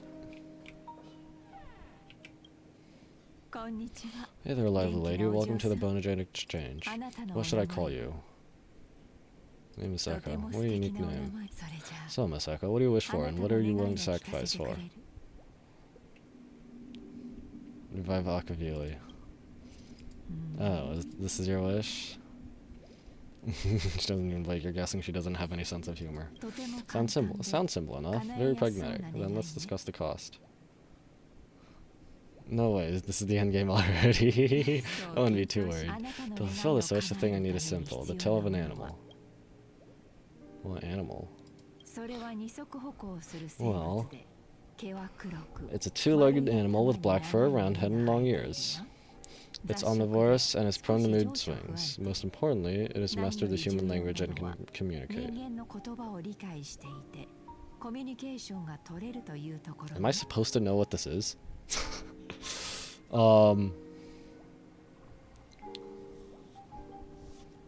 Am I supposed to know what this is?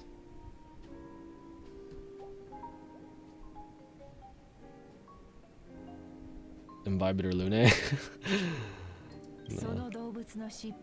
Bring its tail to me as collateral and your dreams will come true.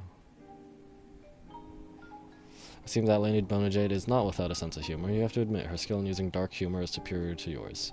Is she talking about Imbibitor Lune? Hopefully there are scissors on the express. May fate bring us together again, Misako. Alright. Does she have any other options? No. Later. Dang, I'm gonna use scissors to cut off his tail? Where was I supposed to go? Where?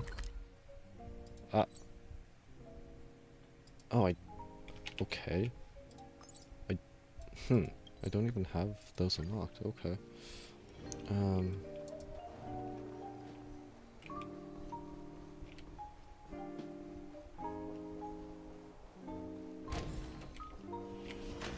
I really didn't unlock that one before. No way. Okay. Argenti? We meet again, my dear friend. Your journey of the beauty is even more elegant than mine. My most sincere regards to you. Will I be able to unlock a new path then? Unlock? An eloquent and picturesque choice of words. Yeah, you have already set forth on the path of beauty. I've heard of your valiant deed in leading others to vanquish the omen of evil. Even though the tale bears a tinge of regret, you have undoubtedly championed beauty and justice. May Adrila smile upon you. The omen of evil? If an admirer of the beauty gets lost in pursuit of power, they risk descending into the omen of evil, a form which is neither human nor beast. Although Mr. Sunday did not cross paths with the path of beauty, his actions were no different from the omen of evil, a lamentable soul lost on the path of righteousness, truly a matter of deep regret. Why are you not there during the final battle? I'm ashamed to admit, Enna's dream was too realistic. I couldn't bear to bid farewell to a fallen friend who had long turned into a beast. I lingered in that illusory dream for far too long. His voice and smile were too vivid. I didn't pass the trial of beauty this time, spending much time in self-reflection over my own hesitation. Yet I wish for Adrila to remain my beacon, a banner for me to strengthen my determination for the beauty. Thank you, and may the beauty always be with you. This guy, dude.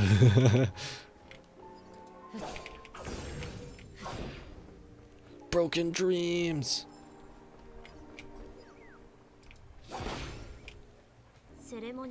The festival hasn't started. Let's take a quick break. Hi, we meet again. Firefly?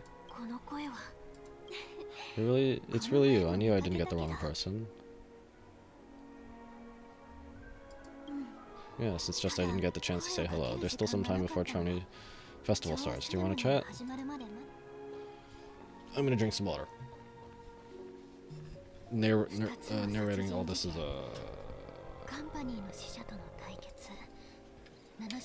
I disappear.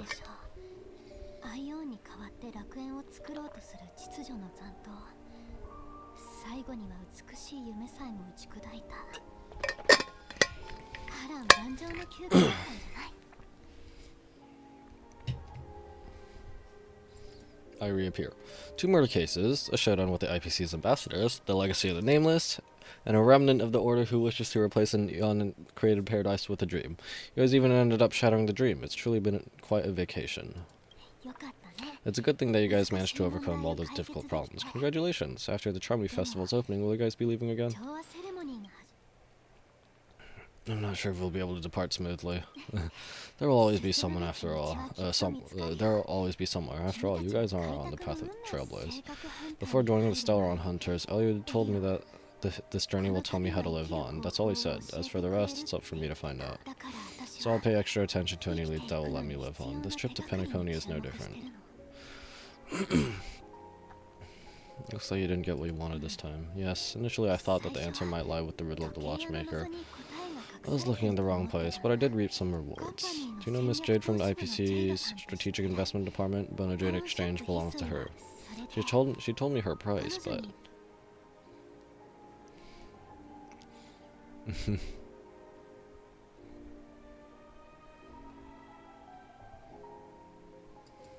I know. But what she wanted wasn't my answer either. Of course I want to live on, but what fate owes me, I want it paid back, not passed on. No one else should be involved, because this is a grudge between me and fate. Speaking of which, actually I feel I still owe you a formal apology. For that matter with the performer of the Iris family. Even the smallest of lies can turn into a betrayal as sharp as a blade. I'm sorry, Echo. I don't remember what you're talking about. I never felt hurt by this. I don't remember what she's talking about. Really? Then it seems what Kafka taught me was correct. To me, hiding is much easier than being honest, yet I still want to try expressing my emotions as any ordinary person would. It's that girl. Get moving, arrest that criminal before the Charmony Festival's opening ceremony departs. I can't believe they chased me this far. Looks like we'll have to say our goodbyes. Don't worry about me, just go and enjoy the ceremony. The script hasn't reached its end yet. We'll meet again. She gonna jump? She can fly. Hope she's okay, but it's only those 2 hounds again. She'll probably be fine. Oh, I wasn't even paying attention. Those 2 specific guards. I'll send a message later to check in on her. Let's go attend the Charmony Festival first. Alright. Now I can sit. Let's take a sit here. Everything's settled, but there's still some time left. Maybe I should take a walk? Already talked to everyone. Forget it. I've done enough walking around already. Let's take a seat and rest for a while. Oop, text. It's me, Firefly. I've got it all handled. Don't worry, blah blah blah. Yep. Looks like I don't have to worry about her. Let's wait for the opening ceremony to start. Sometime later. Oh, it's Miss Robin. Miss Robin, marry me. Okay, chill. This is very this sounds like people in IRL. This sounds like people IRL.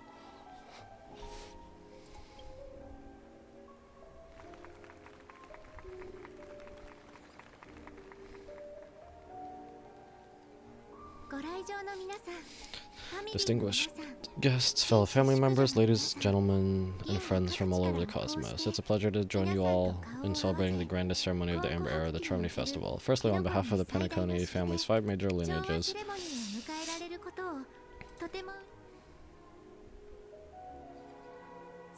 and on behalf of myself, I'd like to extend a warm welcome to our guests.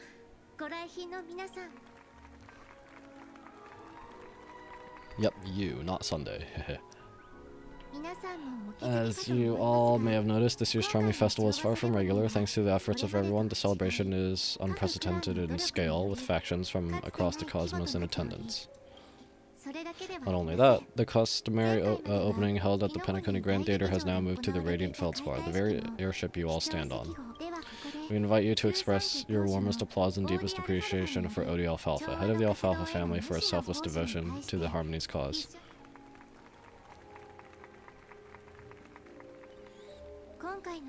What makes this festival so uniquely significant? As is widely known, the Radiant Feldspar had to halt its voyage due to an anomaly in the Sweet Dream, sparking widespread discussion in 12 hours. But thanks to the hard work of Penacony's internal and external factions, we finally got the Dreamscape back on track just in time for the Charmony Festival. And as they say, good things come in pairs. The Charmony Festival not only celebrates this achievement, but also marks the relaunch of the Radiant Feldspar. What about Sparkle and the bombs? And finally, the last reason. Does everyone remember the Watchmaker? In truth, the family has poured their efforts into this festival just to commemorate this legendary luminary. The father of Penacony, Mikhail Char-Legwork, one of the legendary nameless who laid the foundations of Penacony. In the most bewildering times of the planet festivities, it was he who descended from the sky with his companions, who taught us through trailblazing where freedom lies. It was also they who led the vanguard in the pioneering of the dreamscape in exchange for what is now known as the Paradise of Harmony. It can be said that Penacony's splendid success today is deeply rooted in the trailblazing ethos of the Watchmaker planted within us. Only by honoring this trailblazing spirit can we fulfill our mission and spread harmony to a broader audience.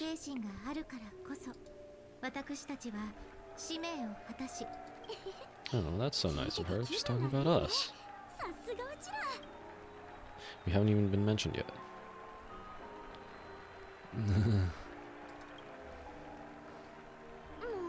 Oh, come on. It doesn't matter if she's talking about the old or new generation. We're still a part of the Astral Express family.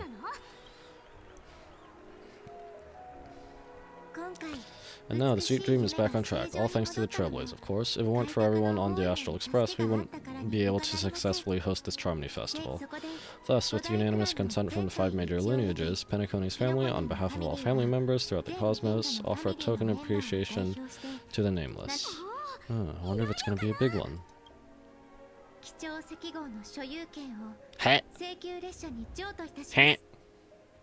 We will transfer ownership of the Radiant Feldspar to the Astral Express, a meager appreciation that we hope you will accept with grace. Is this Sparkle talking? Is this Sparkle talking? What the frick? What? I'm confused. Huh? Let us gift our applause and cheers to these brave and dauntless nameless.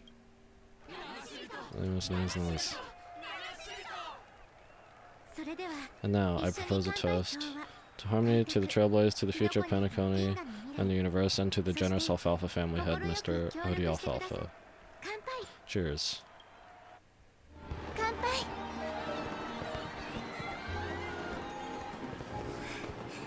Oh,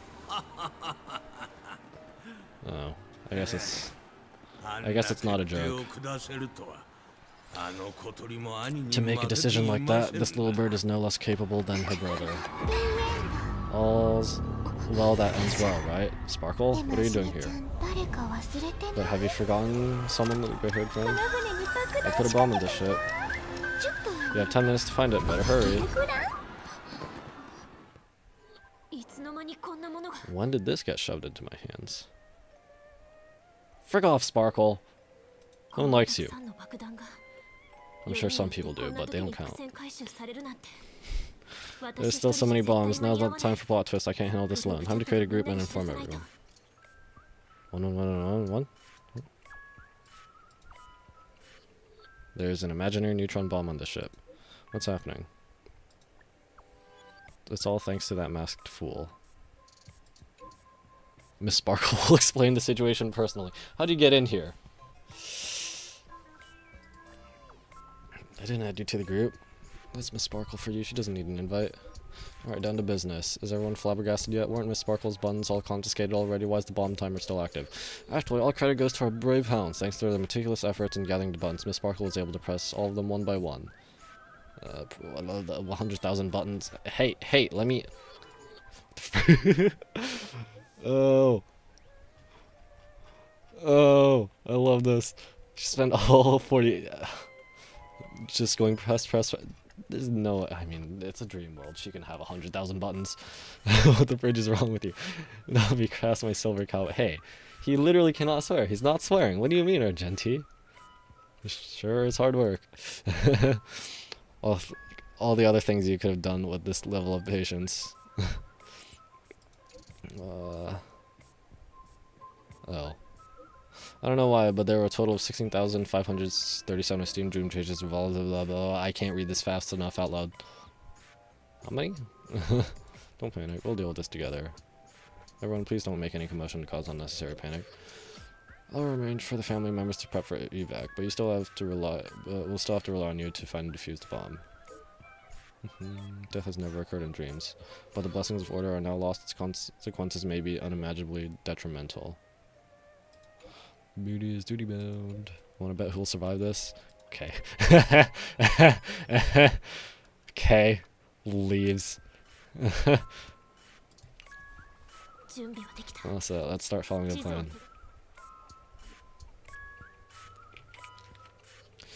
One at the helm, and where am I? Is there one back here? Sort of?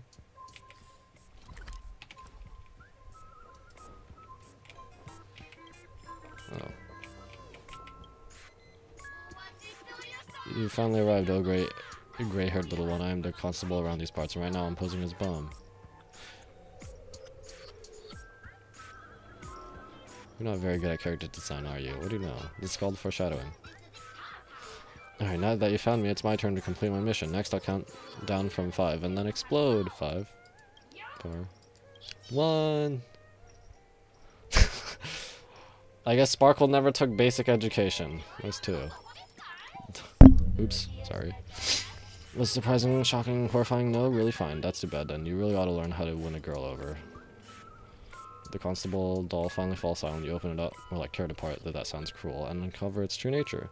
A mere toy equipped with a remote speaker. Well, that's one.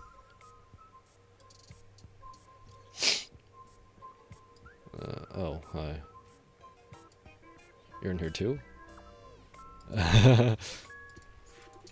Simply put, I found 130 already? Dang. That masked fool really knows how to pull a stunt.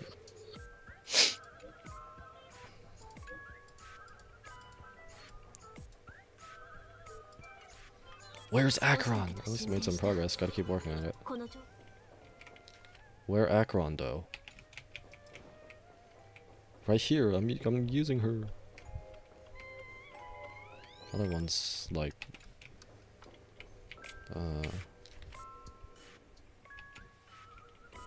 Here.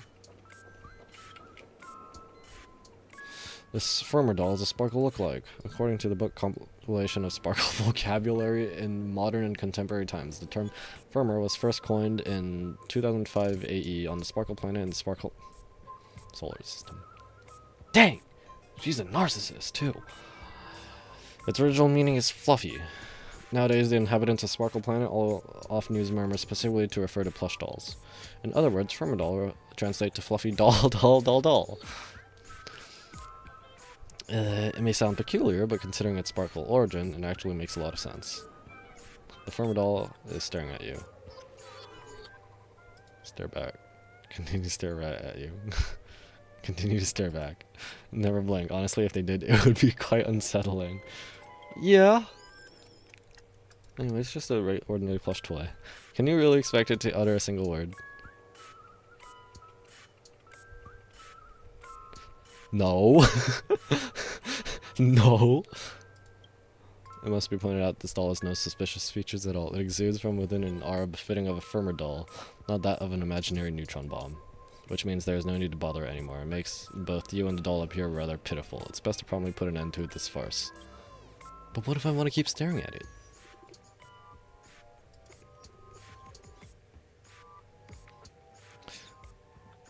Dadgum wubbawoo, I give up. What's wrong, Silver Cowboy?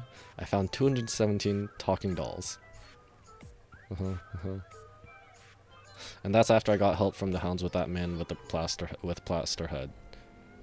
Who knows when we'd find them all if we looked for them ourselves. How do you find so many?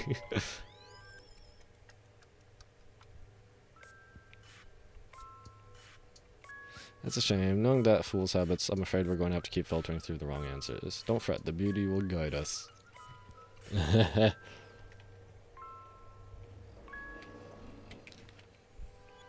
there should be one Is it in this room? Yeah. Give me the chest first. Bomb later. We meet again, Echo. I am Penacony's famed detective. Got yourself into a pickle? I'm more than happy to help, but unfortunately I'm preoccupied with a couple of unsolved cases, so you'll have to wait your turn. Need your help finding a bomb. Bomb? Trap. Completely slipped my mind. Dr. Boom specializes in explosives. I need your help, Miss Echo. You've had quite a few run-ins with Dr. Boom, and with the recent bomb situation, you're bound to find evidence that proves Dr. Boom is the killer. The first case is the Soul Glad Factory arson case. We found a hammer, a doll, and half a liter of unidentified fluid at the scene of the crime. Our forensics results showed it's a red herring. The second case is the Blue Hour auction robbery. A gang of masked thugs broke in, stole a fragment of the Astral Express, and left behind a large hammer, a doll, and a half-dead red herring at the scene. Those are all the details. The way I see it, there must be a link between those two cases that will be the key to exposing Dr. Boom. I trust in your deduction. Which piece of evidence do you think is the deciding one? I don't know. It's you. You're both crime scenes. Bing bing, correct answer. You're good, gray hair. Your mind is pretty sharp. I can't even remember these things when I'm narrating it like this. Seeing as you've put in so much effort, I'll throw you a bone. The bomb's not here. This is only a prank I've craftily set up. Hurry, time's running out. You better find that real bomb quickly. Sparkle's voice faded, leaving behind the doll's body buzzing with white noise. It seems this pitiful doll was transformed into a megaphone by Sparkle. I don't need this friggin' Sparkle Fumos. My friends, my friends, I bring saddening news. Tell us about it. The trial of beauty is especially dangerous. I found 145 adorable dolls, but they were the fool's bombs. Is this really not a trial of elation or something? No matter what, please be patient, everyone. I have a feeling that as long as our virtuous patience can persuade a jewel with sincere conviction, even the most difficult of problems will be resolved. Mr. Argenti is right, everyone. Don't let your guard down. Okay. I'm not actually paying attention if it's counting this, like, as the same amount as was in the chat thing. Alright, where's the last one, or last two on the ship right now? At least they're all on top, right?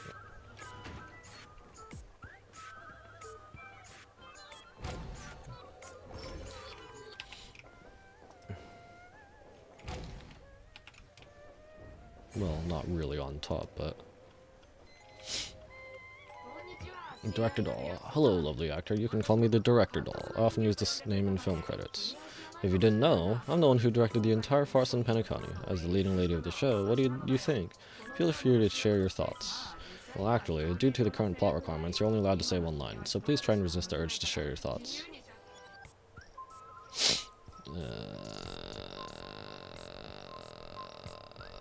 What about the action scene? Akron? Who's that? Oh wait, does Sparkle not know about Akron? I don't think they ever met, right? Since you're done asking questions and I'm done answering, according to the script, I must reveal to you the fact that there is no bomb here at all, thus causing you to want to kick yourself for spending this whole time listening to me prattling on, after which we will part ways. Okay. But don't fret, I've also prepared a gift for you, a dream bubble that has the thrilling life and death moments I shared with a beautiful memo keeper. If you haven't seen them yet, you should hurry up and look for Dr. Edward. The harmless chatterbox plush bows affectionately to you, blowing you a kiss before bounding away, vanishing into the depths of the cabin with joyful leaps. Okay. Who's it this time? Aventurine! Never mind. The IBC Special Investigations team is wrapping up here. We found a total of 329 dolls, but no bombs. I thought I'd drop this update with you guys. Even you guys can't do anything about it? Holy fork and shirt balls. This is going to be a killer. Don't give up. We're so close to 999. The express route is also about done. Keep up the good work, everyone. I'll be taking over the evac team now. Good luck, everyone. I already forgot. Did Sparkle specifically say they were 1,000 or 999 or what? Well, the last one's like way in the front, right? Chest first. Heh. Book first.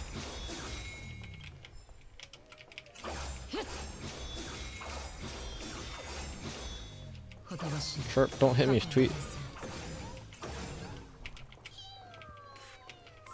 Yank!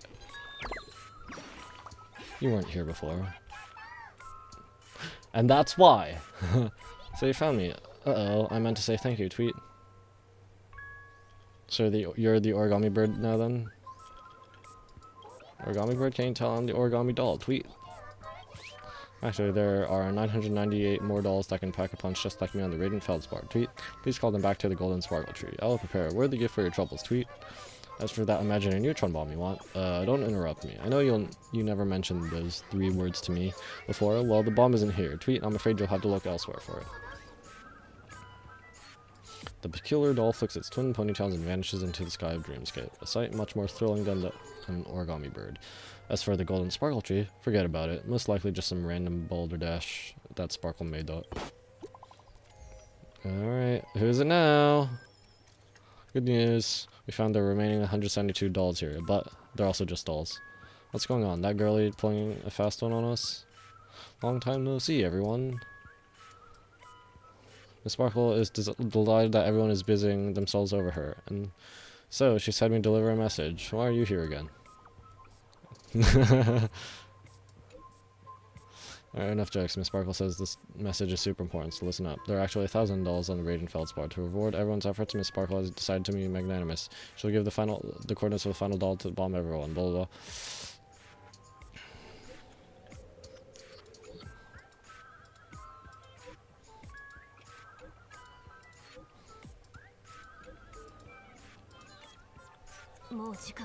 Not much time left. I hope I make it. Alright. Is doing this faster than running. If I time it right.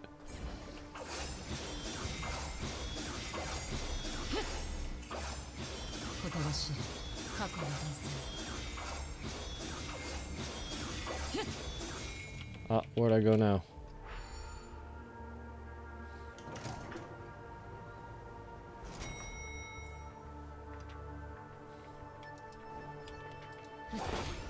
Oops. To the poop deck. Is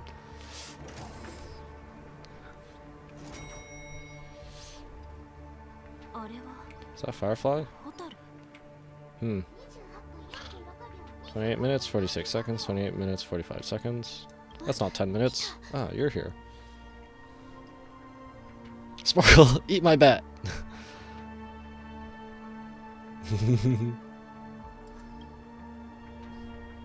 Don't come close, this bomb is very dangerous, and I'm the real Firefly.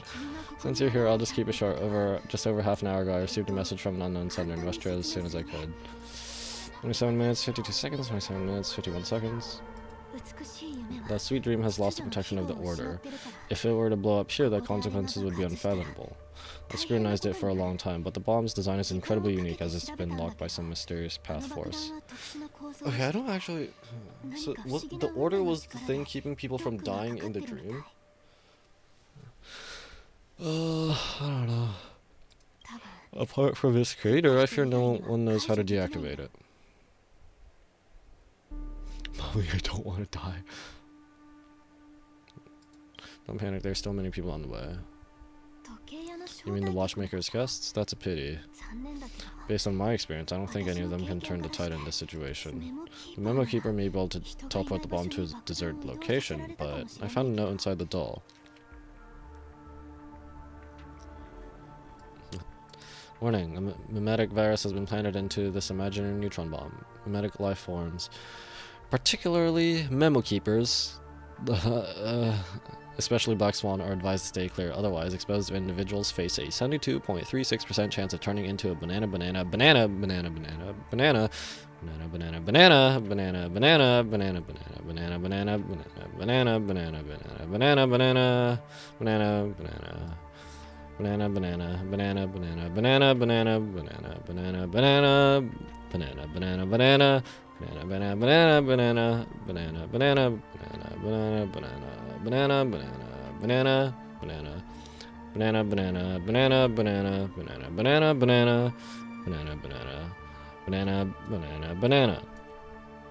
P.S. She means business. P.S. P.S. It's true.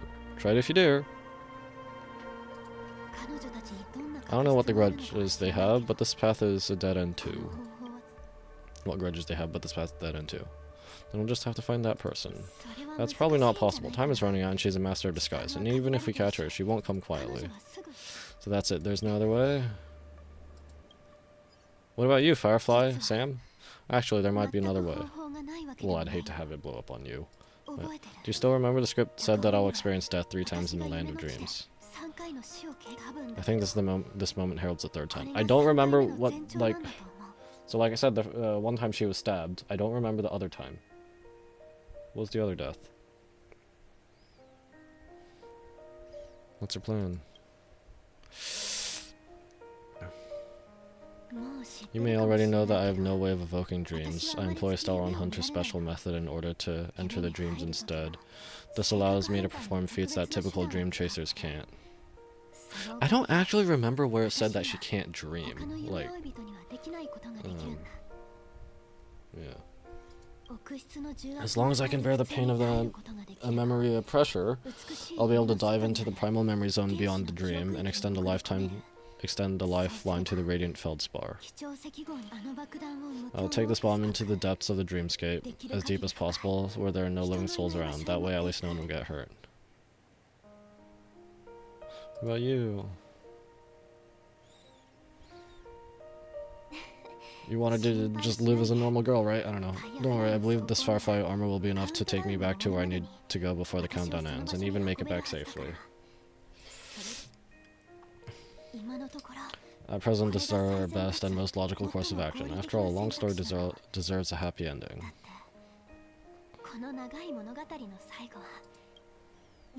I have some words to share with you, though they were spoken to me by Miss Akron. She said that the so-called impossible is merely something that has yet to happen. At the moment, there are so many things that seem impossible, but are they really never going to happen? Maybe it's just that the moment to disprove these impossibilities hasn't arrived yet. Whether it be a literal ending, a suffering akin to death, or a harrowing deathscape before the appointed destination arrives, they're all the same, yet I can still make myriad choices. I also firmly believe that's when that moment arrives for us to make a choice, the answer to our end will already be within our hearts. It is not destiny that shapes us, but we who shape destiny. The actual express in the Stellar Hunters are like light and shadow. We walk, nice transition. We walk on different paths, intertwined, moving forward and growing together. Maybe the end is predestined, but it is not today. Since things are going so well, let's speed up the countdown. Yeah, I was gonna be like, there's no way it's been like 30 minutes, right? Human life is short, just like Firefly's to a flame, so if you have an answer in your heart...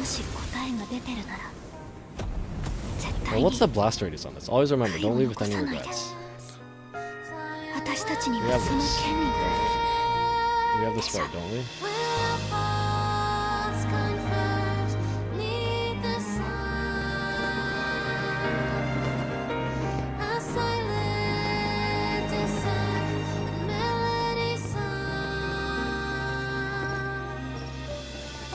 Since you care so much about other people's safety, why don't you take a closer look? Okay.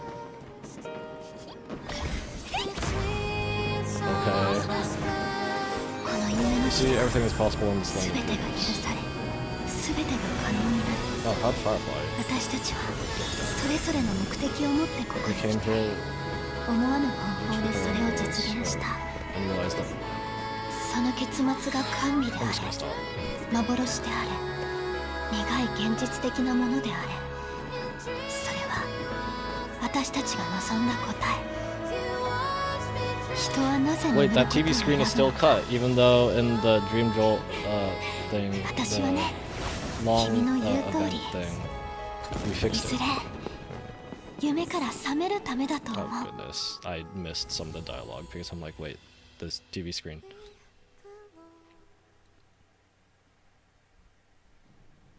Akron, hello again.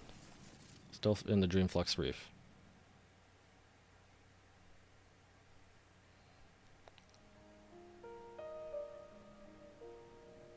Paying respects to Tiernan. 私がここに来た時、When I arrived, I happened to see a child holding it. He said the flowers were prepared by Aunt Jessie for the watchmaker and the war comrade he'd missed his whole life. Mikhail would place 2 bunches of flowers here year after year, and after he left it became 3. Your wishes will always be remembered by someone. Now Penacony, as you hoped, has welcomed the dawn after a long, dark night. The path forward may not be a bed of roses, but at least people are prepared to step forth towards freedom. Tiernan, you can go home now. Well, the Nameless are also preparing for the next stop of their voyage. Oh, we got here pretty fast. I don't know. But before leaving, we still have one last thing to do. Oops. Clicked away. Oops. We've come to say goodbye to the old Nameless. And you! I want to say goodbye to Akron too. A fitting end to the tale of the departed. One could not ask for a better farewell. Go on. They're all here.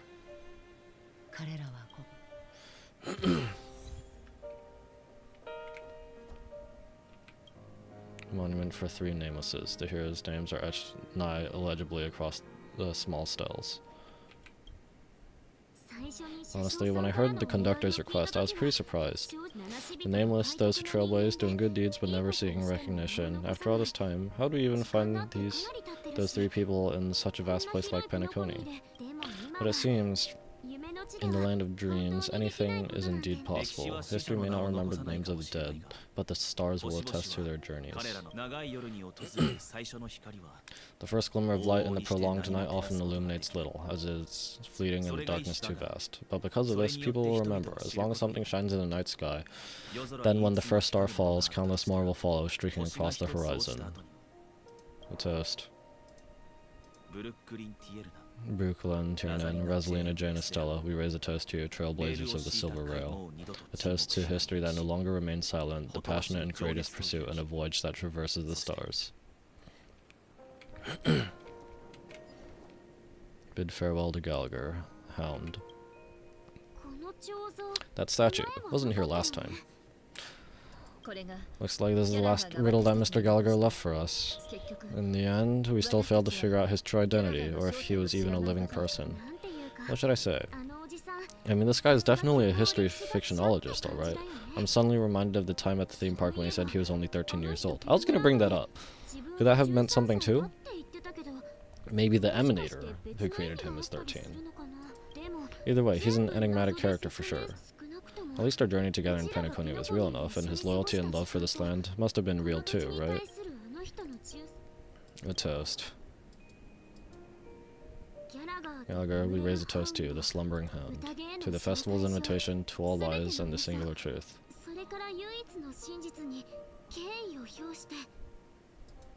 If we ever meet again, please don't talk in riddles, okay? I'm gonna drink more water. And I'm gonna disappear for a moment again.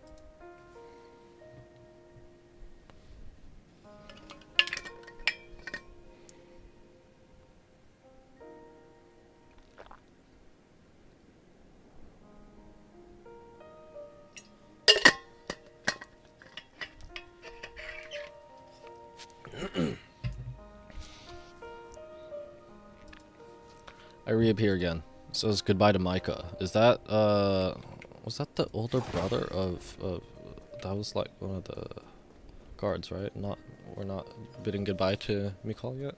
Maybe that's last. The older adopted brother of, one of the major NPCs of the Dream Jolt event. Yes, it is. Gravekeeper, I forgot. Is the Astral Express ready to depart Penacony? Apologies, Mr. Micah, that we are only now bidding you farewell. Oh, that's alright. You've all done so much for the Watchmaker, and we are forever indebted. Allow me, as the representative of Dreamflux Reef, to make another toast to all the nameless. What will the people of Dreamflux Reef do now? Many will continue to live here. Those accustomed to being awake will mostly have a hard time getting used to a life of darkness with their eyes closed.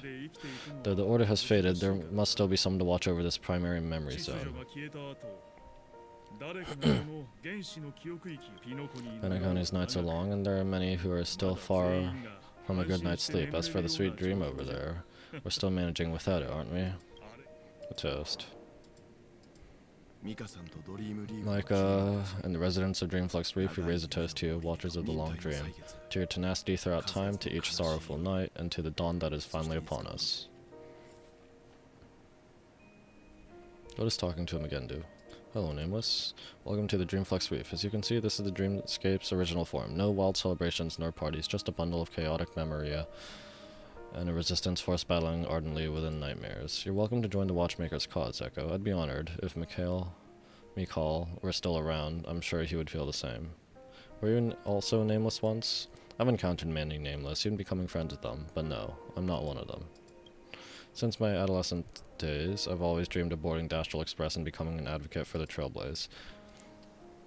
This isn't related to the quest, I know. Mikhail told me of his many adventures. Rosalina taught me how to read astral charts, Tyrion taught me how to use weapons to protect myself. Through conversations with them, my mind gradually pieced together the entire cartography of the stars, even if I had never left Asdana since the day I was born. Do you still wish to take a look outside? There's never been a moment where I haven't. But I'm not depressed anymore. In contrast, from the crevices of regret, I've seen some flowers and other beautiful things grow. I found my own calling, protect this dream, and guide those who stumbled into it to find themselves again. For the present me, even if I'm destined not to realize my ideals, I can still become the motivation to drive myself to live life earnestly and to move forward.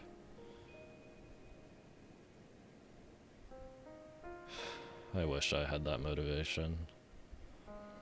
Destined not to realize my ideals. That means if I were to calculate using real time, I'm already very old, Echo. If we were to calculate using real time. I'm afraid my flesh is already long gone. The image I portray before you now is probably no different from the Micah who first entered the dreamscape. I've been standing guard in this endless dreamscape, waiting for someone to return to the Watchmaker's Echo to inherit his wish. After meeting you all, I felt especially peaceful. Compared to that unfulfilled ideal of mine, your arrival is more akin to a promise that will eventually be realized. It is just as you said before, hope and dreams will not vanish. They'll just be lost momentarily. Bear with it. They will surely find their way home. I'll do that later. May you be safe in your dreams, Echo. Okay, yeah, so I'm still unsure about how, like, aging and whatever it works when they're in a dreamscape. So, like, and how time passes. Yeah. I'll just have to look it up later, I guess. Misha. Child's moon gazing spot. Full moon cycles, a cycle hovers over the dream's reflection, a child slumbering beneath the false moonlight. Disregarding the clash of metal, the harmony's faint light continues to uphold the silver current that shades the sleeping child. His dream is long, so long not even the train's whistle would rouse him from his slumber.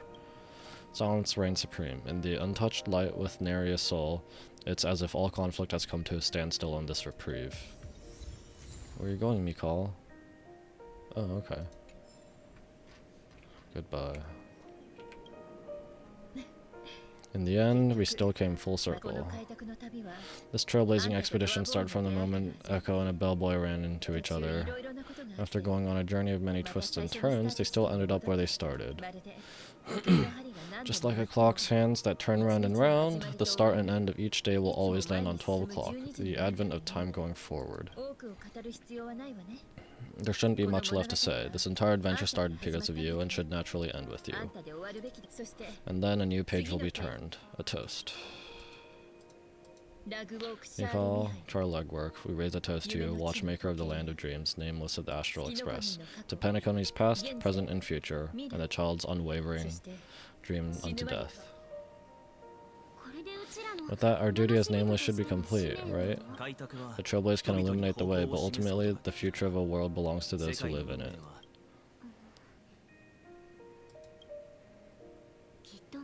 I still feel that Mr. Mikhail must have really wanted to witness this day himself.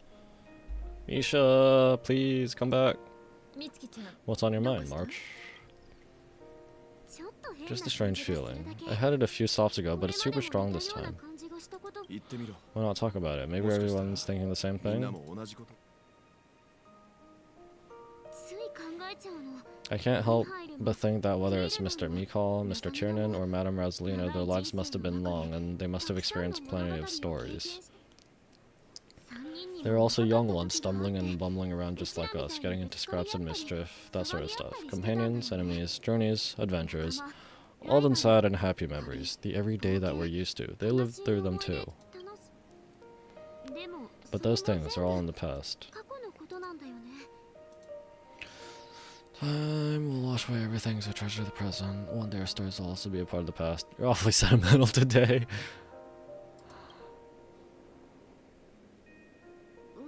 Yeah, maybe that's the precise thing I can't let go of. It'll be easier to understand if I just use an analogy. Like, when you're reading a book, if one of its characters keeps running into obstacles and experiences an ending full of regrets, we're bound to feel a bit mixed about it, right?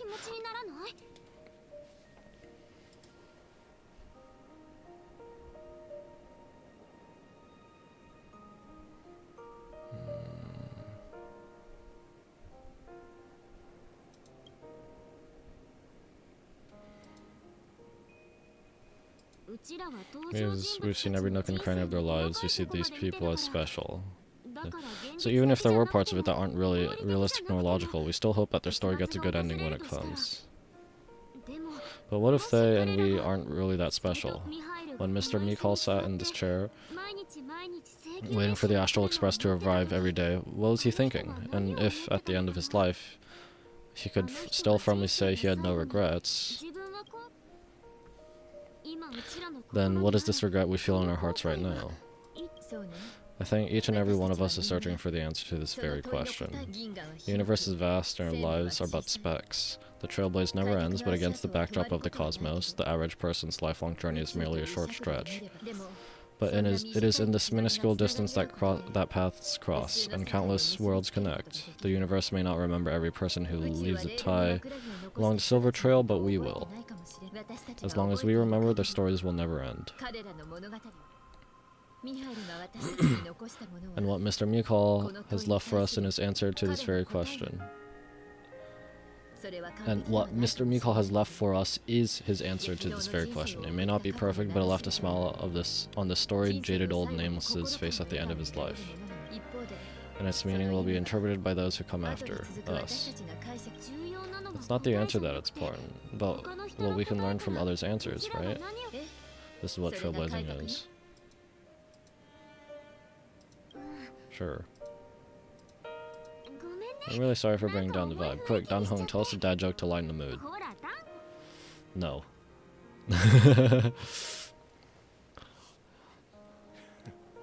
It's never a bad thing to reflect. One day, we'll all have to face our own farewells. But before that, we still have a long way ahead of us together. So the most important thing right now is to tell the conductor what we saw in Penacony.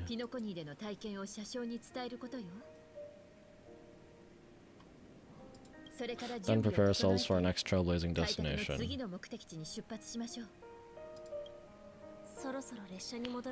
I should get back to the express, or maybe I should say my final goodbyes to Acheron. Yeah, I want to say goodbye to Acheron.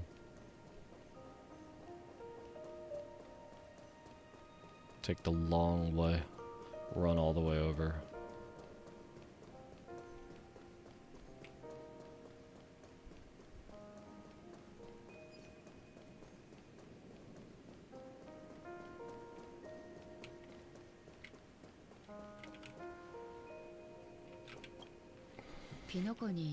Do you still remember when we first arrived in Penacony?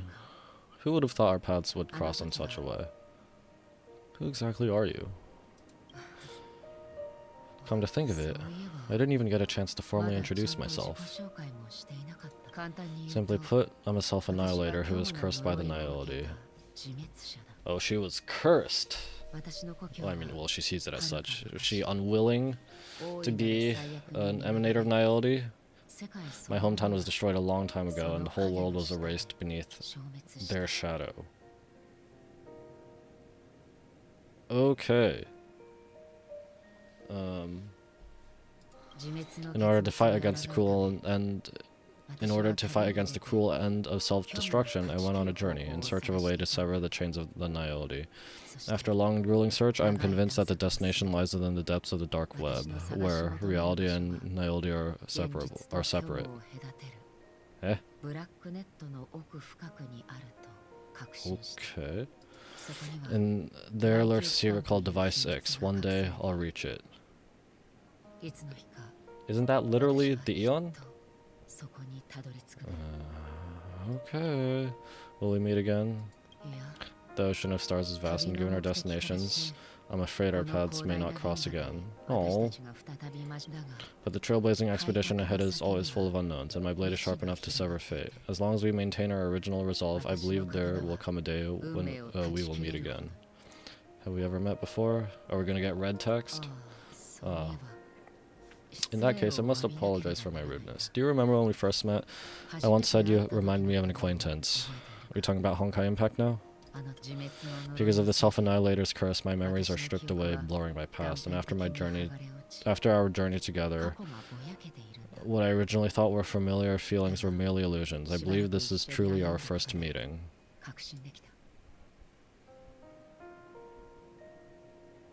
With this as our first meeting, we can consider our next meeting to be a reunion. Hold on. That's right. What matters more is not who I am, but what we have done together. This story will be forever etched in my heart. Let's see this again. What the other one does. What if it wasn't an illusion? What do you mean? It's improbable that you've crossed paths with my past self. What I mean is, there's nothing left to retrace there. Only Niobe.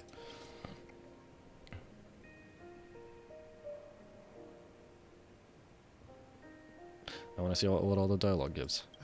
That's true. Our memory. What did I choose? Regardless of the significance, we live in the present. That's true. Our memories make us who we are. All memories originate from the now. As for the future, it's already taking root in the now, isn't it?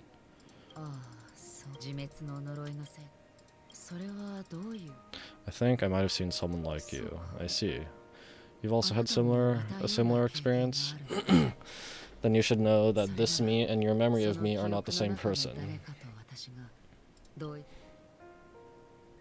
Ah, there it is. Red text. I understand. It's a feeling of longing. Let's see. Yes, I understand. Cherish this moment, for I can help you remember the path you've traveled.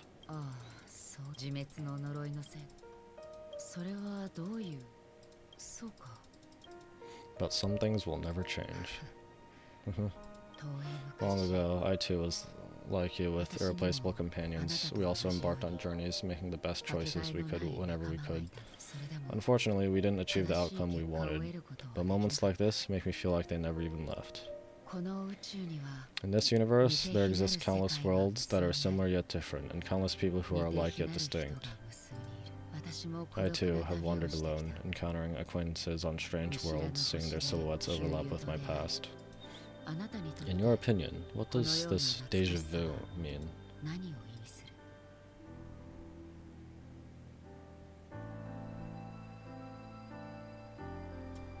Perhaps some sort of sentimental attachment. Will I be able to choose the other ones after this? I don't know.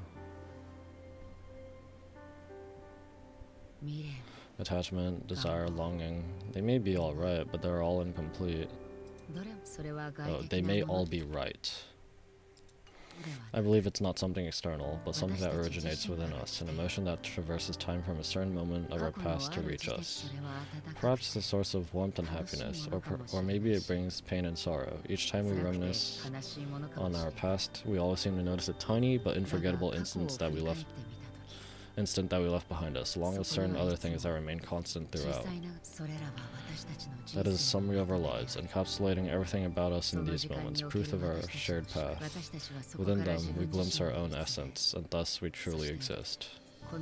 Just like everyone in the story, hurling onwards towards the path of destiny with passion and courage for the things that breathe meaning into our lives. Set forth on your voyage without hesitation, Nameless, on the path of the Trailblaze. Oh, this is the spoiler that I saw. I think. Even if the ending has been predetermined, that's fine. There are countless things that humans cannot change. But before that, on the road towards the end, there are still many things that we can do. And because of this, the end will thus reveal a completely different meaning. This is the meaning of journey. All those things, beautiful before, are still so now. And I believe, there it is. Yep. It will still bloom at the end of the nihility until we meet again beneath the sun's rays.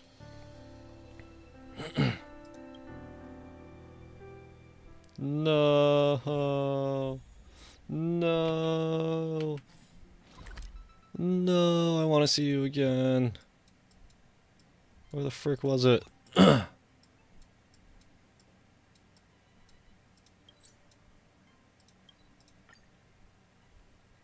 Dang it. Yeah, I'll have to look up what the other dialogue options give.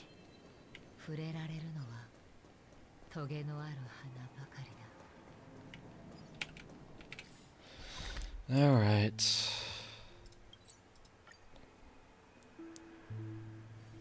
Pom Pom, why are you crying? Why are you so down?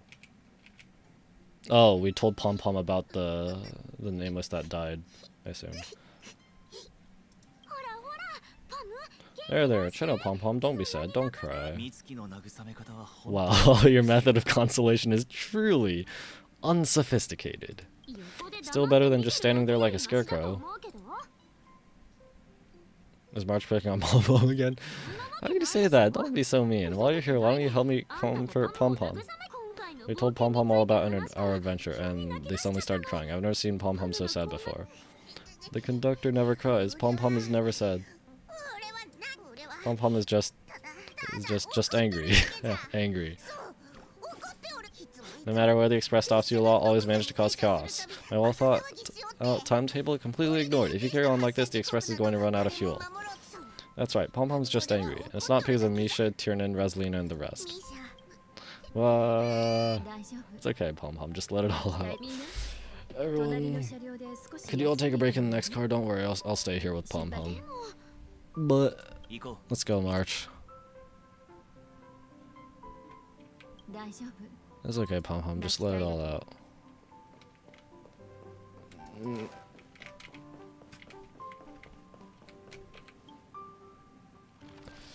Misha!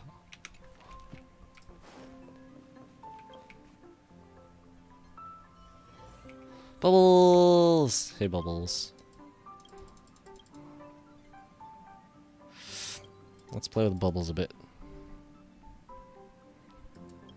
Oink, oink, oink.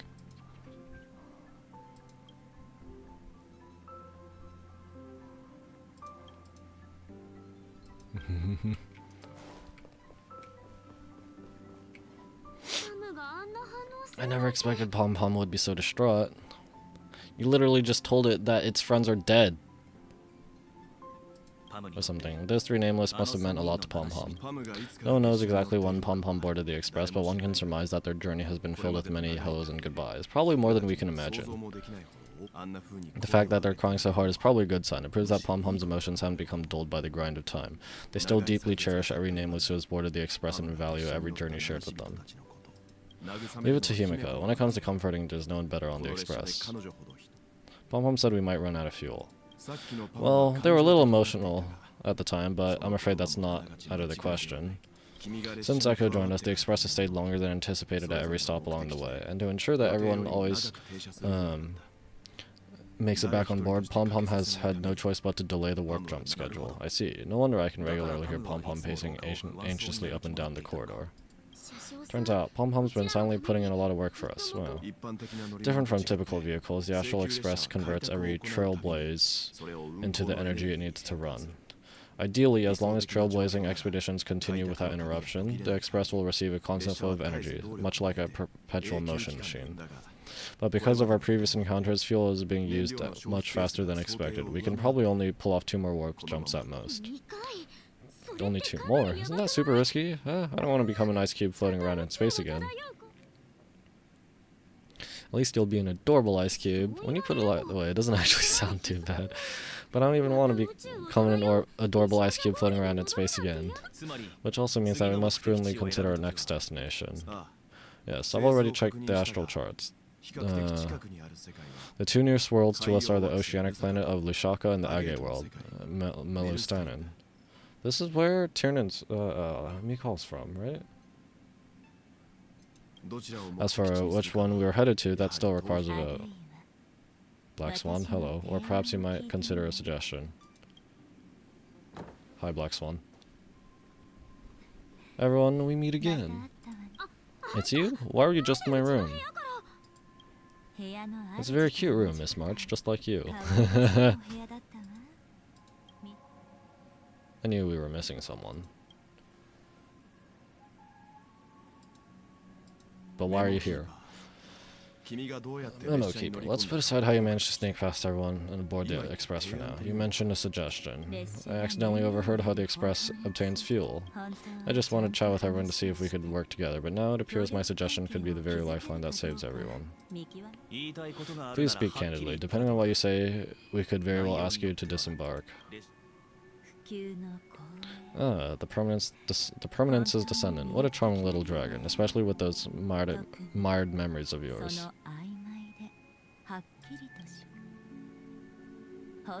But I digress. If the Astral Express is in urgent need of a special trailblazing expedition to recharge its engine, have you all considered this? Perhaps your destination could be a world that even the renowned Akavili never reached.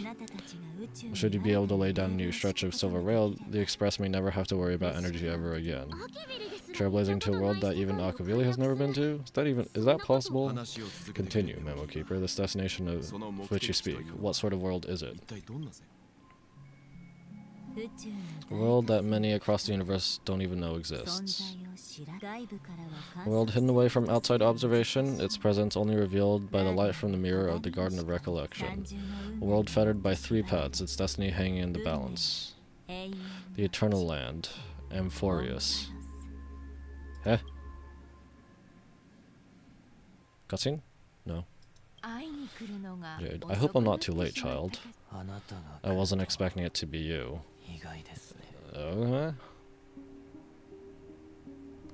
Okay, yeah, so I guess this isn't all a dream. Maybe. Like, all another dream joke ending. Or not joke ending, but like bad ending. I don't know. I don't know if we'd go this far just for it to be another dream. And he's here, yeah. I don't know. Don't you know how many sentry posts the family has built and how hard it is to get you out of here? Looks like my time's up. What do you mean? What time? Negotiation, interrogation, or death? My fate lies entirely in your hands, Lady Bonajade.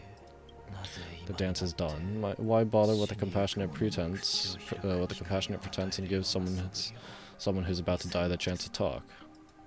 Despite your fall from grace, you still look well. I'm very glad to see you're so full of verve. Do not insult my pride with half-veiled sarcasm. Have you specially come to see me just to sate your vile vanity? Of course not. I merely came to fulfill your younger sister's wishes, to offer you a generous trade, that is, if you're willing to accept. Robin? To build a true haven where everyone can attain peace. That's the oath between you siblings, isn't it? If I told you there was still a chance to realize this vow, would you be willing to talk to me then? I recognize the gravity of this question, which is why you don't have to answer me right now. Go now. You are free, O chosen one, who dared to exceed his bounds. Sever your wings, descend to the mortal realm and walk their lands, see what this world is truly like. I will not accept your charity. As I mentioned earlier, it's a trade, and you don't have to give me an answer right now. Rewards are not reaped in a day. And if there's one thing I'm best at, it's waiting. The sweet dream still continues, and the night is still long. You have plenty of time to contemplate your answer. A word of advice for you before we part ways. A word of warning from someone who's been in your shoes before. Life is too short to miss out on golden opportunities.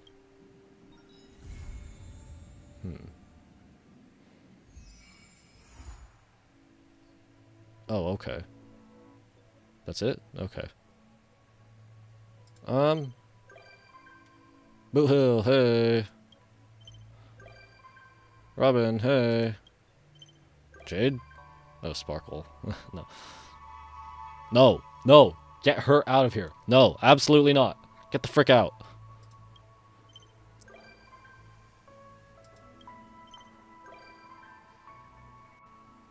Welcome back, Argenti.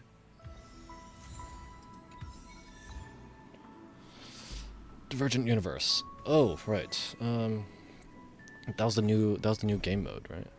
All right. Okay, yeah. Actually, yeah, it makes sense that this Trailblaze mission isn't as long, I guess, because it's after like sort of the main story-ish, I guess. I guess Sparkle just wanted us to wanted to have fun. Well, yeah, she's a freaking fall over of elation. She wanted to have fun with us, I guess, in a way that doesn't like actually mess up the mood, I guess. All right. Hello, Argenti. Will you give me your 10 jade after I talk to you? We meet again, Echo. Thank you for the invitation. Please allow me to praise your sincere and compassionate soul. Please allow me to praise your noble character. How familiar. Looks like we understand each other. Remember that night of hallucinations in this very familiar car? The ugly giant sting solidified our friendship. Of course I remember. I even remember the plant. Oh. You mean that bonsai that thrives even in disharmony? What a beautiful, resilient plant full of vitality. How's it doing? I don't remember. The feeling of boarding the express and seeing everyone again is simply indescribable. Echo, my dear friend, please allow me to extend my sincere greetings to the express in a way that only a knight can.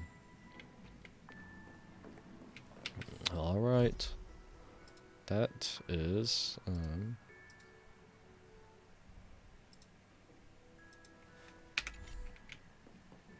I guess that's it for the Trailblaze mission so far. We can talk to all these people, or are we just gonna get the usual dialogue? Oh, right. I still haven't done that quest. Okay, okay. Give me that. Give me that. I'm not actually gonna do Simulated Universe right now. Even if I did, I'd do it off stream. Anyway, let's go back. Get some more jade from talking. Who's it gonna be now? Sparkle? Oh. Hey. Hey. Hey. Hey.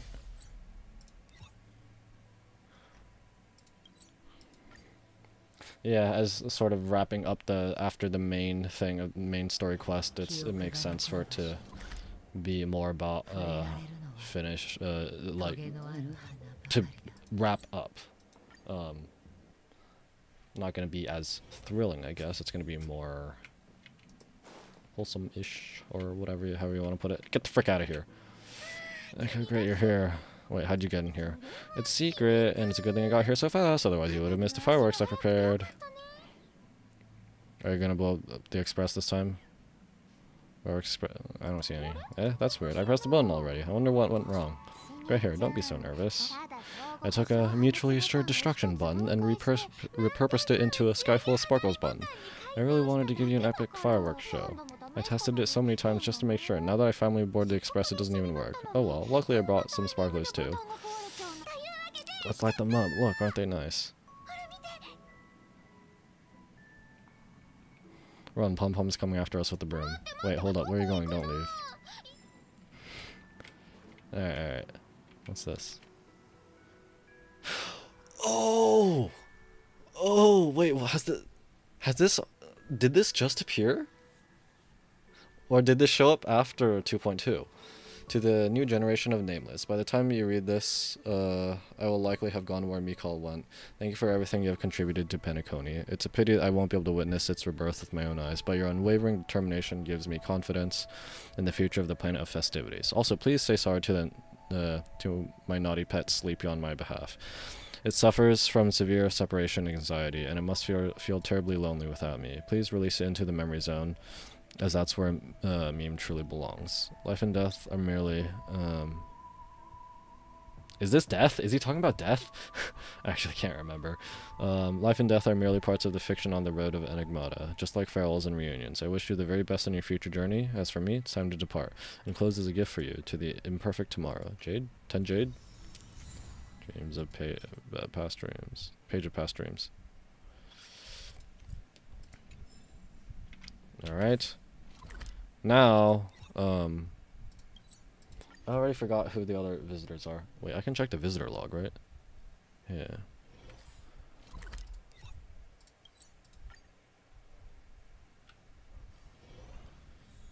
Alright. Oh. Guest book, yeah, guest book.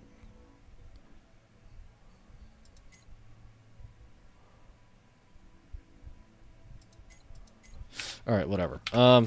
Anyway, yeah, I was gonna do Firefly pulls after this. Let's see how. So I'm on 70 pity, because I was considering going for C1 Akron and decided against it. Let's see. 2196 divided by 160. I can type. I've got 137 pulls right here, plus 30. So I've got 237. Well. Yeah, because I'm including the 70 pity. Let's see. I don't have any sort of pulling ritual. But yeah, let me just look at the details really quick just to see. Make sure I'm on 70 pity. 20, 25, 30, 35, 40, 45, 50. 55, 60, 65, 70. There it is. Yep. 70 pity. Alright. And I do have all the characters that work with Firefly well. I've got Ron May. Well, I mean, if you're missing HMC, well, that's you either haven't claimed, you haven't done the story, even though you should have claimed, because they made it so you don't need to reach the story yet. Or you got some big bug and you should talk to customer support or something. And I've got Gallagher. I think I've E2 or E3 Gallagher. Let's see. Alright. Here's 80. There it is. Is it going to be 50-50 or is it going to be Clara? Or something.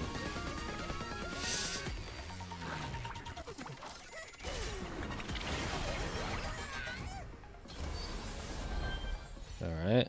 71, 72, 73, 74. Let's go. 50-50. I'm just gonna post that.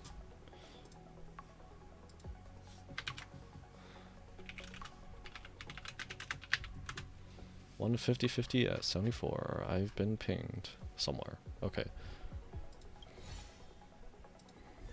Okay. I'm pretty sure I already have Max Shui.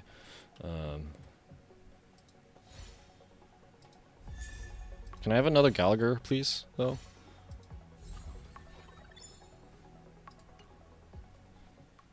Alright,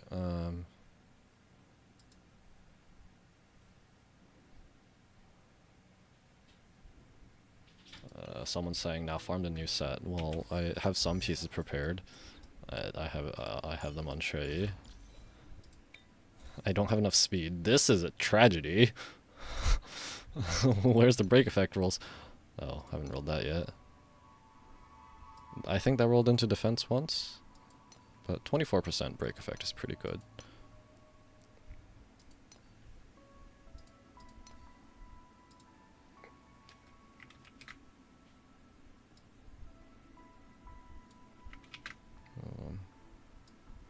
I'm taking a screenshot of that.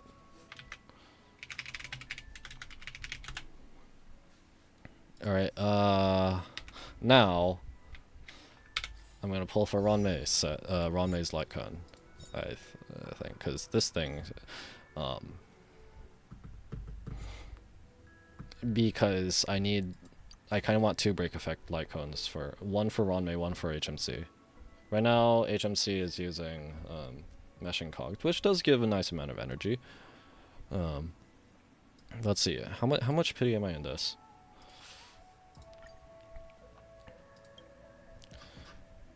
One. Along the passing shore. Which one was this? This is Acheron's, so I'm 9 pity in. Let's make this... Okay, you know what? Screw it, whatever. 9... 19...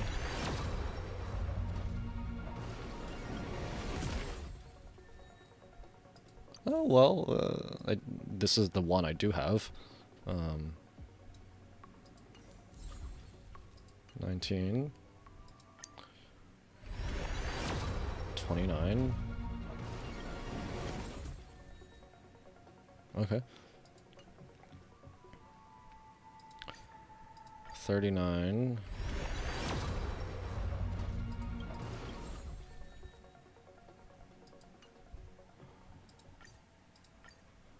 49. Am I going to get an early one anywhere? 59. Come on. Come on.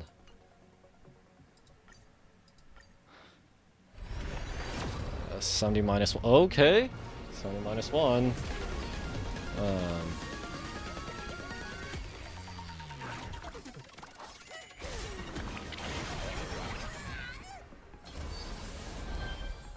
60, 61, 62, 63, 64, 65, 66. Okay, let's go.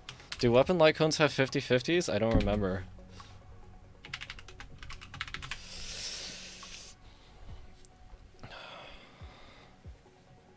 Frick.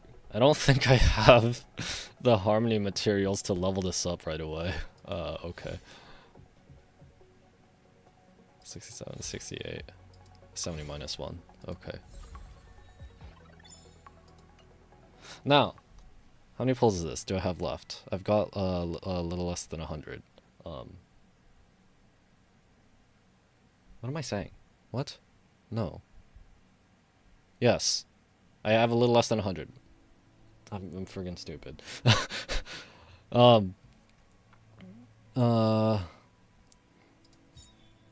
Firefly's light cone. Should I do it?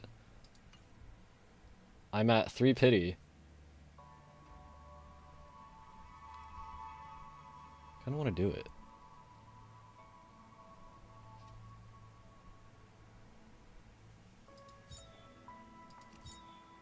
I'm gonna do it. It does have 50/50, right? Oh, not details. Oh, wait, it's 75/25. Okay.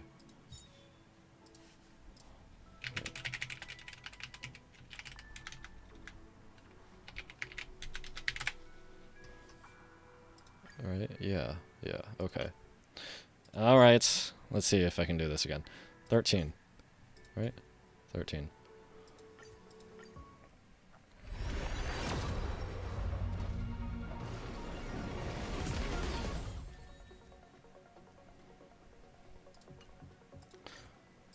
$23.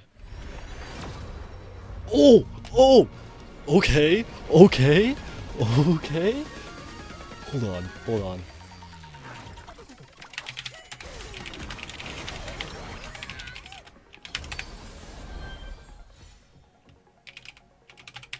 Okay. So that, frick. This is 14. Right? Frick! We're on 14, not 24, right?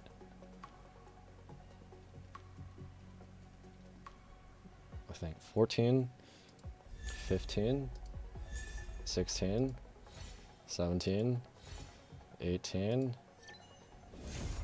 19. Let's go. 20, 21, 22, 23. There it is.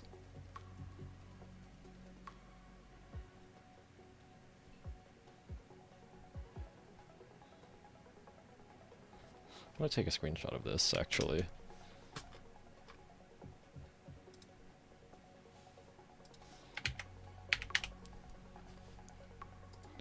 Yes, 19.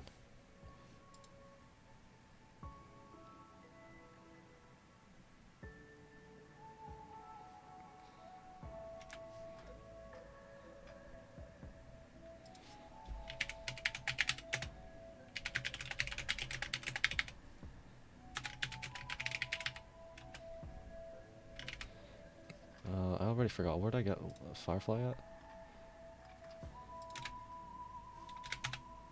Firefly. I got Firefly at 74, yeah.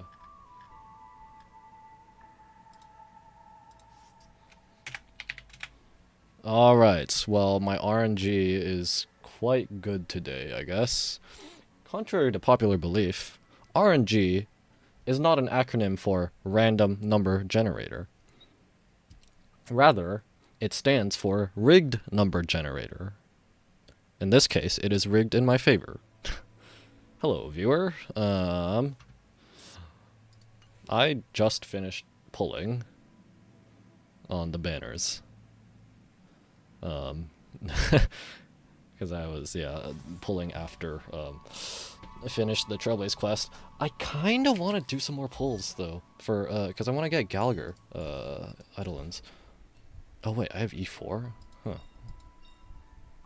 I mean, E6 Gallagher would be quite nice, really.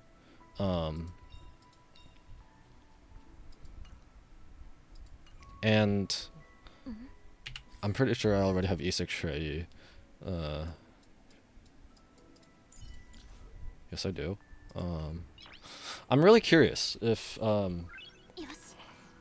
don't know if I've mentioned this on stream before. I know I've said it in multiple chats, on Discords at least, that I wonder if HMC, if Harmony Trailblazer creates scenarios where Shui outperforms Seele. Because at the very least before, there was very little reason to use Shui other than, like, she has slight AoE capabilities because she's destruction, so there's a little bit in her kit, but it wasn't much, as far as I know. And like Seele also kind of like pseudo has that, because you kill a unit, you can do another one, you can attack again. You know what? Let's do this again. Let's do one of my friends, WTF. Holy expletive.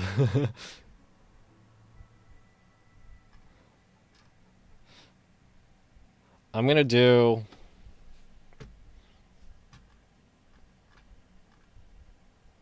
So I'm 6 pity into this, right? Let's do 4 singles.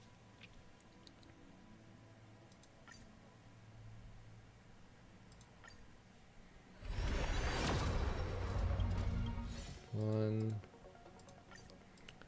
two,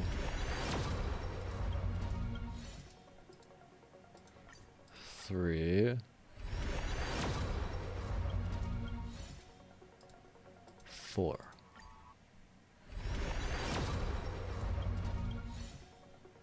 Okay, so I should be 10 in. Do I want to do 10 or 20 more? I just want one more Gallagher. Man. Were there any upcoming characters, confirmed upcoming characters that I was interested in? I don't know. Screw it. So this is 20.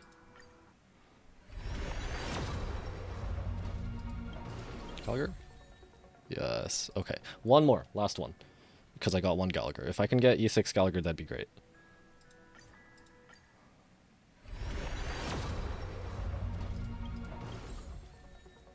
Damn. Screw it. I know I said one more, but I didn't even get a character that time. Or like 110. It's a good thing I'm a free to play. Like, what the frick? You've got to be kidding me, right? Okay, whatever. That's it. I'm done pulling. I am done pulling. I don't want to use all of it right now. I'm not really going for E1 Firefly, because I want to kind of save for upcoming characters. Although I don't remember if there are any confirmed upcoming characters that I'm particularly interested in. How many can I get right here? 13. No, I'm not going to do that. This is part of my stash, although I can't really say this is part of my stash anymore because I used it first to get Welt's Light Cone and then Bronya's Light Cone to be able to 3-star Memory of Chaos 12 in like the last cycle. I can't remember. But okay, I know I've mentioned it in a previous stream before, my stash. I don't remember if I showed it off, but Let's build Firefly first with what I can. Oh, yeah, let's do this first. 気をつけろ。美しい夢にはまりすぎないようにな。Let's do these. ロック以外本当に私のものなんて。機能を惜しむ必要はない。 Unfortunately, I do not have a very good, strong wind DPS. Although, I guess Danheng with very high investment can do quite well. But I don't know when Blade is going to rerun next, or if we're going to get another wind DPS by then. Alright, so... I know I did not farm enough for the... to level her talents up and the Lycon all the way up, but maybe I do the Lycon first.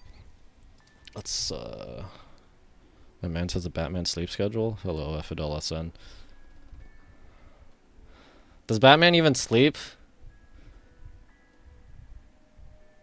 Like, doesn't he just spend literally every waking moment prepping for to deal with threats? Also, it's 12:13. 12 midnight is fortunately or unfortunately not really late for me. Yeah. Alright. So, how have you been so far today or yesterday? I don't know, Fidel-san. 終点までそんなに遠くないかもしれない。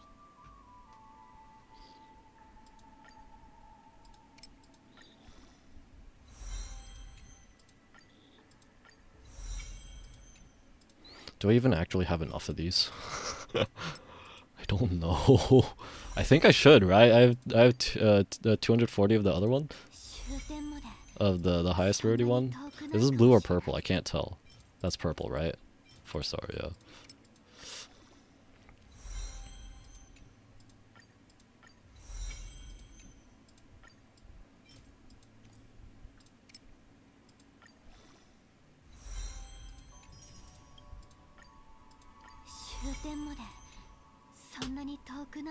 I wonder if my Discord internet friends is gonna say they're gonna commit war crimes on me again once I post these screenshots of me winning 50 for Firefly, and then okay, like getting a light cone at 66 is not too bad, right? Light cone pity is 80, I think, not 90. Still, and it's 75-25. It's not 50-50. But then getting another one at 19. That might cause him to say war crimes again. Yeah, the last time... Okay, so there are two scenarios. They're similar, not exact. I don't remember which one is the one that caused him to say war crimes. But I think the first time I pulled in Honkai Star Rail, it was on Seele's banner. It was the very first banner. And so yeah, I pulled for Seele. I got Himiko, I'm like, seriously? And then I got Seele within the same 10 pull. I think, okay, no, he didn't say war crimes to that one. I think he said next was Jing Yuan, and then I won 50-50 again. And, well, not again, because I lost a 50-50 for Seele, but, I pulled for Jing Yuan, I won the 50-50, but it was, you know what, I have Pom.mo up somewhere. Let me look at this thing. Where is my... Wait, no, that's Paimon.mo. Where's Pom.mo? Okay, so yeah, I got Himiko at 40, I got Seele at 4, and then I got Jing Yuan at 20, winning the 50-50. That's when he said war crimes. And then another friend who also plays is like, bro, you are the last person to be saying that. Because professional gambling, without spending any real money, free to play by the way. But he was like, you are the last person qualified to say that, because you did a single on Kazuha's banner in Genshin and you got him, and then he did another single on another banner. Granted, he's probably pulled in between, but like he stopped after not getting, and then he did another single on another banner and also got it. So it's just like it's just funny. Let's finish at least leveling up Fireflies. levels. My relics are not ideal. 終点まで Do I have enough for そんな 80? に遠くないかも I have し more れない than enough. Alright, very cool. もしかしたら最後には Give me 自 these 分の夢 pulls. を持てるか I も don't think I have enough for 10 standard pulls. Or I don't think I have 10 standard vouchers right now. Level up her light cone. Alright. And then I can farm her traces later. Farm for her traces later.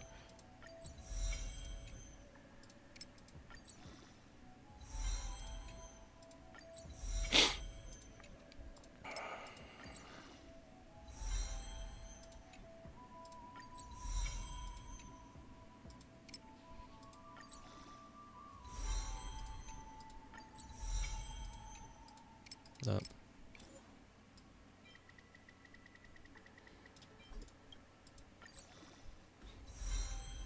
Let me see what this ping and this other thing is. It's in Squared Media, Minecraft animation channel.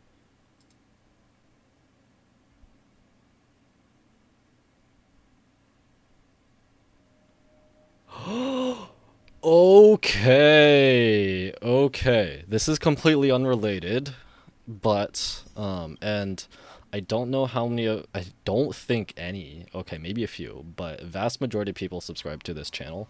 I don't think are subscribed to my Minecraft channel. A lot of them might not even be aware of it.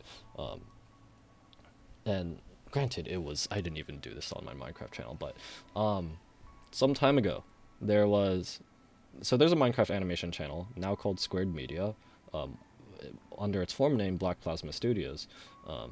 They're actually very well known. They've got like 10 million subscribers. They had a Minecraft animation series called Songs of War. It was very ambitious, and I think for Minecraft animation it is very high quality. It's got full-on voice acting and stuff.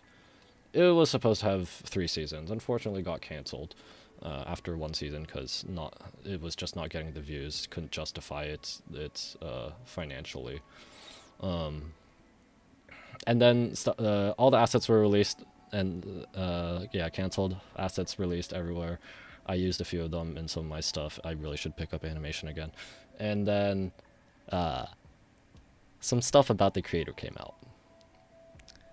If I was not using a VTuber model, you'd see my I have a certain kind of smile that's I was like, yeah, put it that way. You can figure it out. Why you'd separate your Minecraft content with its own channel?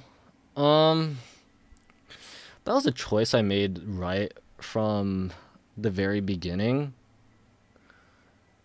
Unless it just wouldn't please anyone enough. I don't actually completely remember what I was thinking back then. Oh, I think it might be because, and maybe this is kind of a stupid reason, but this is just kind of how I remember it. So, I made a Minecraft, I made an email specifically for, when I got my Minecraft account, I made an email for it, right? Because I didn't want it to be attached to my,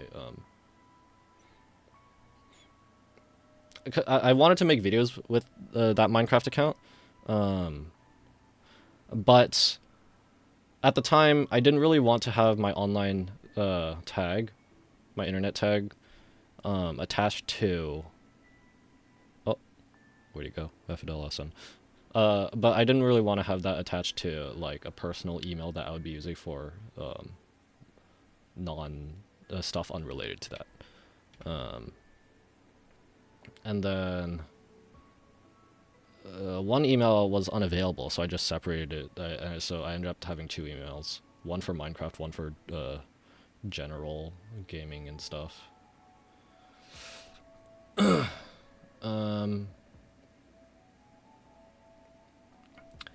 Yeah, and then that's kind of, I guess that also leads into why I created 2 channels. One Minecraft channel on one email, general gaming on another email. At the time, well, I know now you can have multiple channels for an email. I don't know if that was possible at the time. Maybe it was. For one reason or another, I didn't do that. This was way back in 2014 or 15. Um, but yeah, it's also because I think um,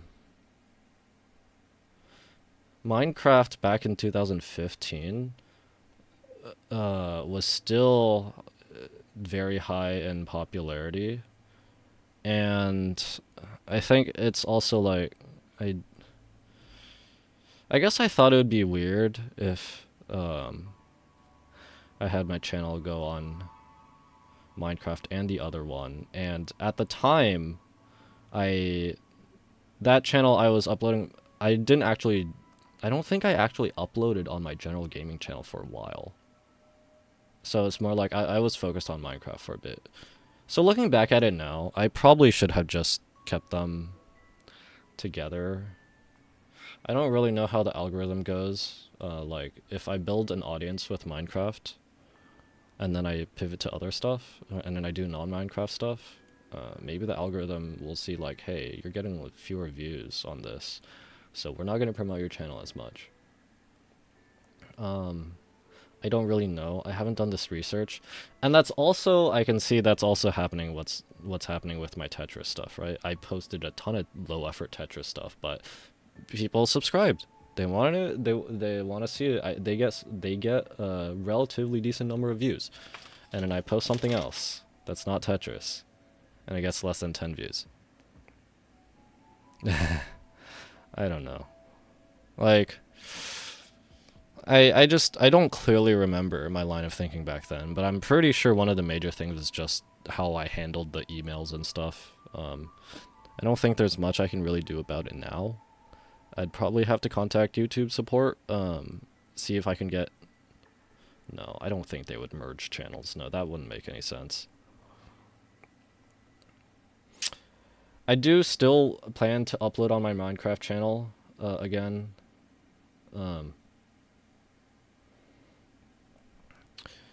I have been considering for a bit making some mod showcases of some lesser known mods. I just haven't gone around to it. I've been putting it off like I unfortunately do with a lot of things.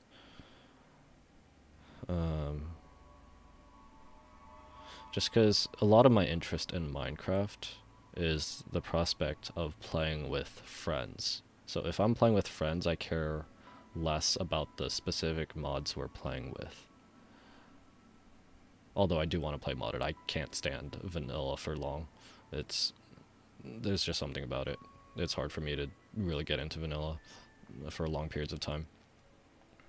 And then Minecraft animations. I want to get back to using Blender. Like, it's just one of many things I want to do. But I think whenever I start uploading on my Minecraft channel again, I might rebrand it away from Minecraft specifically, because at this point it's like I've lost a lot of my original interest in Minecraft. But I'm waiting for Hytale. And then whenever that releases, whenever I make Hytale videos, that'll probably be posted to my Minecraft channel, since they're both block-based 3D survival sandbox block-based games. I mean, people have called it a spiritual successor to Minecraft, so yeah. I don't know. Yeah, I don't really know. So I don't really know if I would actually now say it would have been better if I just kept the channels together. And what's done is done. They're separate. You know, Polypuff, League of Legends YouTuber, Bard One Trick. I love his I love his videos. He's very wholesome and it's entertaining. He plays Bard a lot, so he's done a similar thing. He's had his Polypuff channel, which is mostly League highlights and clips and whatever Bard content. Sometimes not Bard when he doesn't play Bard, but whatever, that's fine. I like his personality.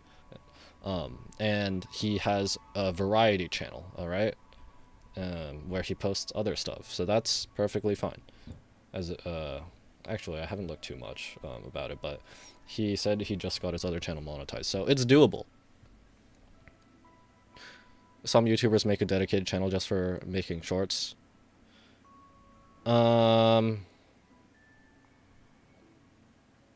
I feel like he did I know he's got two other channels other than his main Polypuff channel. One of them is variety. I don't remember what his third one is for. But yeah. But shorts is YouTube Shorts is another question. From what I've heard, there's very little overlap between people who watch shorts and people who watch your long-term content. So if you build an audience on shorts, it's not likely that they're going to watch long-term, long-form videos of yours. Yeah, I don't know. Maybe, if and whenever I get into shorts, it'll just be for highlights on, like, stream highlights and stuff. But I don't really specifically plan on making shorts, standalone shorts, I guess, if that makes sense. Even if I make short videos. Like, my Tetris DL stack videos, they're like a minute long, some of them, right? I don't really want to put them in shorts, and also it just wouldn't really work with the board, because you kind of need to see both boards. I'm sure someone could make it work. Show you doing the DL stack and then just quickly pan over to the other board that gets spiked. But yeah. Wow, that was a really, really long tangent. Anyway, continue building Firefly. Alright.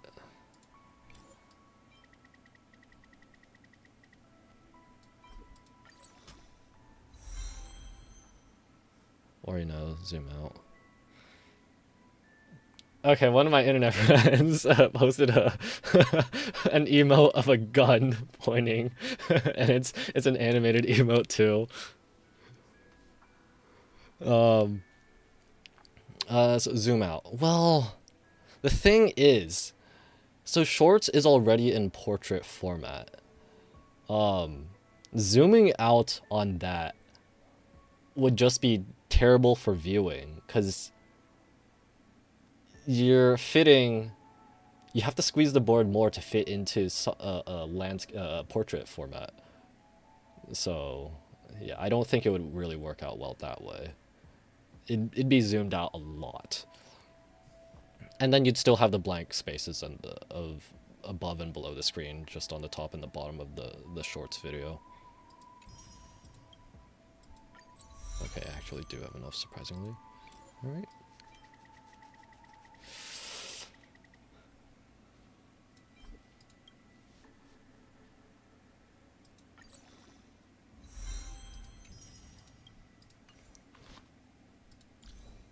I'll move the relics over in a bit. Frick. Which talents do I do first on her? Pride win. Help me. Ultimate skill, ultimate, and then skill and talent and basic. Wait, I need to do the traces first, right? Major traces. 一歩ずつ進めば夢は叶うよね。一歩ずつ進めば夢は叶うよね。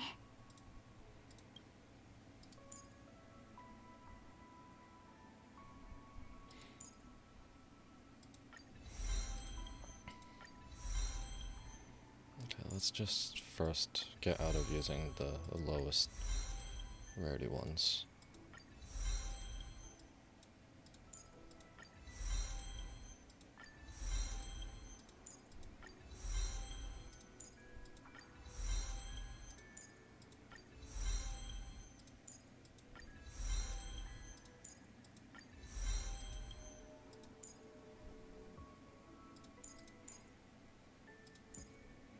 Okay, so I need 7 of these.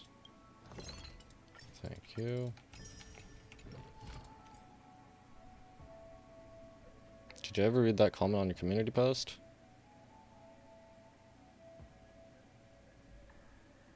Oh, the one where I'm like, well, I'm friggin' terrible at Tetris.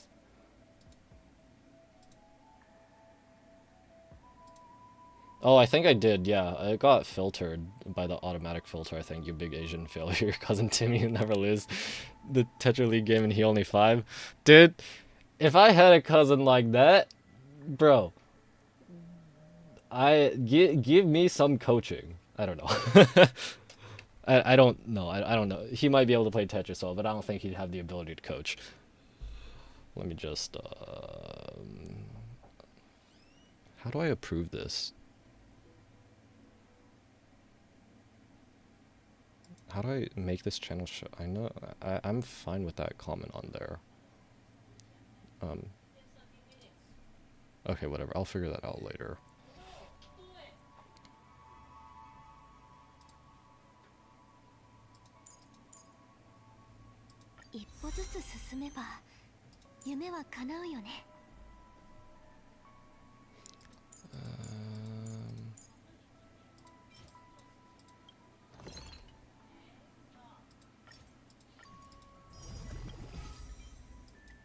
Let's do all of this. Wait. Really? Oh.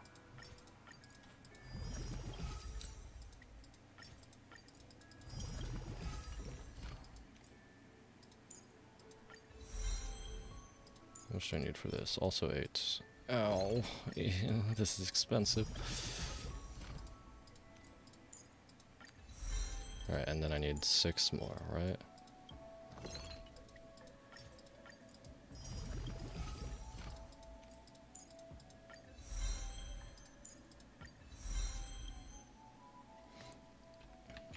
Okay. Yeah, I was going to... I'll just show my stash for now. Although it's a good thing I didn't have to go into it. My stash being my stash of jade that I have but not in here. So I'm not as tempted to pull because this is a lower number, if that makes sense. Oh, assignments, hello, let me do this. I've got to, where are they? Where's my achievements? None of these are claimed. 424 achievements, all unclaimed. And they all give at least 5, so... That's... that's a lot of pulls already. Well, maybe that's like 20-ish.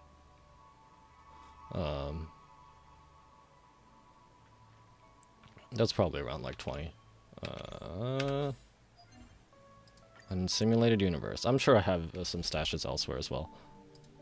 None of this is claimed.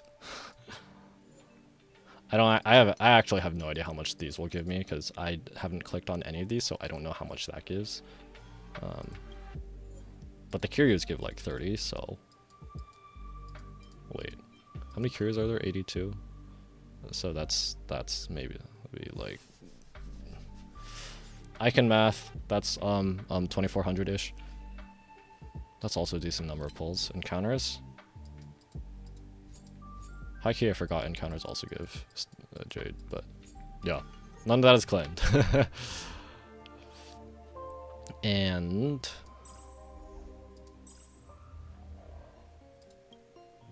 wrong one. None of these are claimed.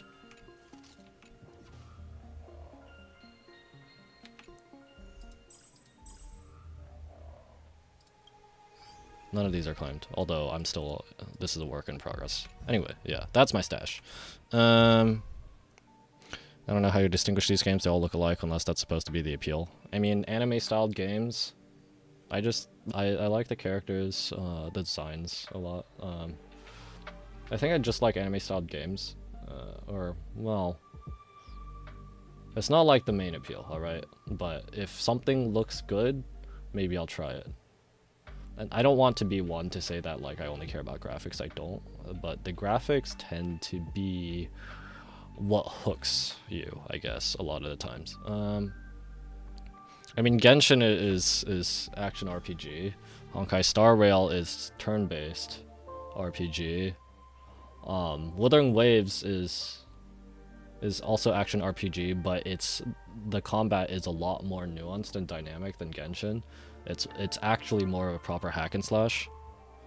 Yeah, the art style. Well, yes, the art style can hook a lot of people in, as well as the graphics. It, yeah, it. Well, I guess yeah, I like the anime art style. I guess that's a better way to put it. You're right. Anime-esque art style, even though it's, I don't know. Chinese is not really considered anime. Is it? Is it now at this point? I don't know. That's irrelevant though.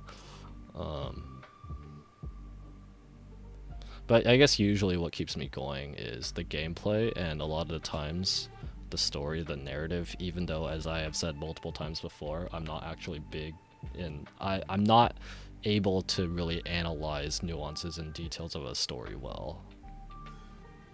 But yeah. And then there's Arknights, which I don't stream. Maybe I'll stream some of it at some point, but... eh. We'll just have to see down the line.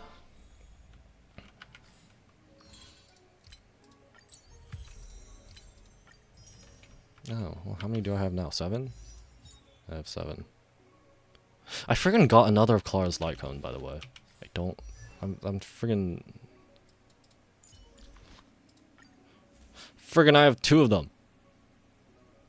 Why? Just give me Clara herself or something, even though,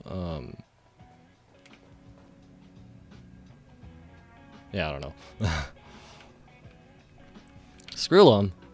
Oh, frick. Oh, frick. I didn't realize it would auto-initiate the dialogue. I was just gonna walk up. I wasn't actually gonna talk to him. Glad to meet you, Miss Echo. Your presence brings the warmth akin to spring and sun, melting away the snow falsehoods. You're an Intellitron, though. Do you feel warmth?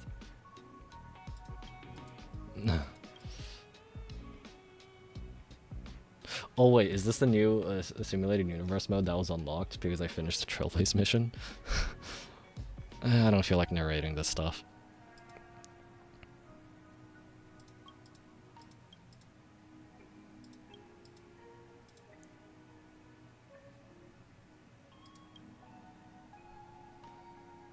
No. Why? I just want to finish this up.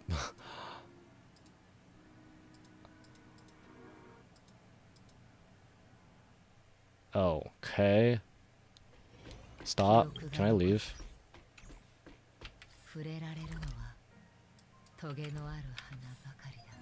Take me back. Thank you. Alright. Well, I guess that's about it for this stream. Yeah, 3 hours, 21 minutes. A lot of that, I mean, I finished the Trailblaze mission by this point, maybe like half an hour ago or so. And then I did pulls, and I did a little building, but I don't have enough trace materials for all of her talents, for all of Firefly's talents right now. Yeah, that'll be it for this stream. Thank you, Fidel SN, for dropping by. Thank you all the other viewers who dropped by and just lurked. As usual, I'm terrible with outros. What am I gonna stream next? I think I'll stream in Genshin Impact's Cloran's companion quest at some point, because I think that involves some of the characters I'm more interested in. Right. And Farina gets a rerun. Farina gets rerun. Her rerun starts tomorrow. I'm gonna stream pulls for that. I'm going for C2. Okay. Alright, but yeah. Thanks again to everyone who watched. If you're viewing the VOD, thank you for putting up the VOD. See you next time, whenever that is. Probably, hopefully soon. I don't have work on Wednesday this week, so assuming I don't go to a weekly Smash Bros. Tournament, I'll probably stream then. Thanks, and I'll see you next time. Bye!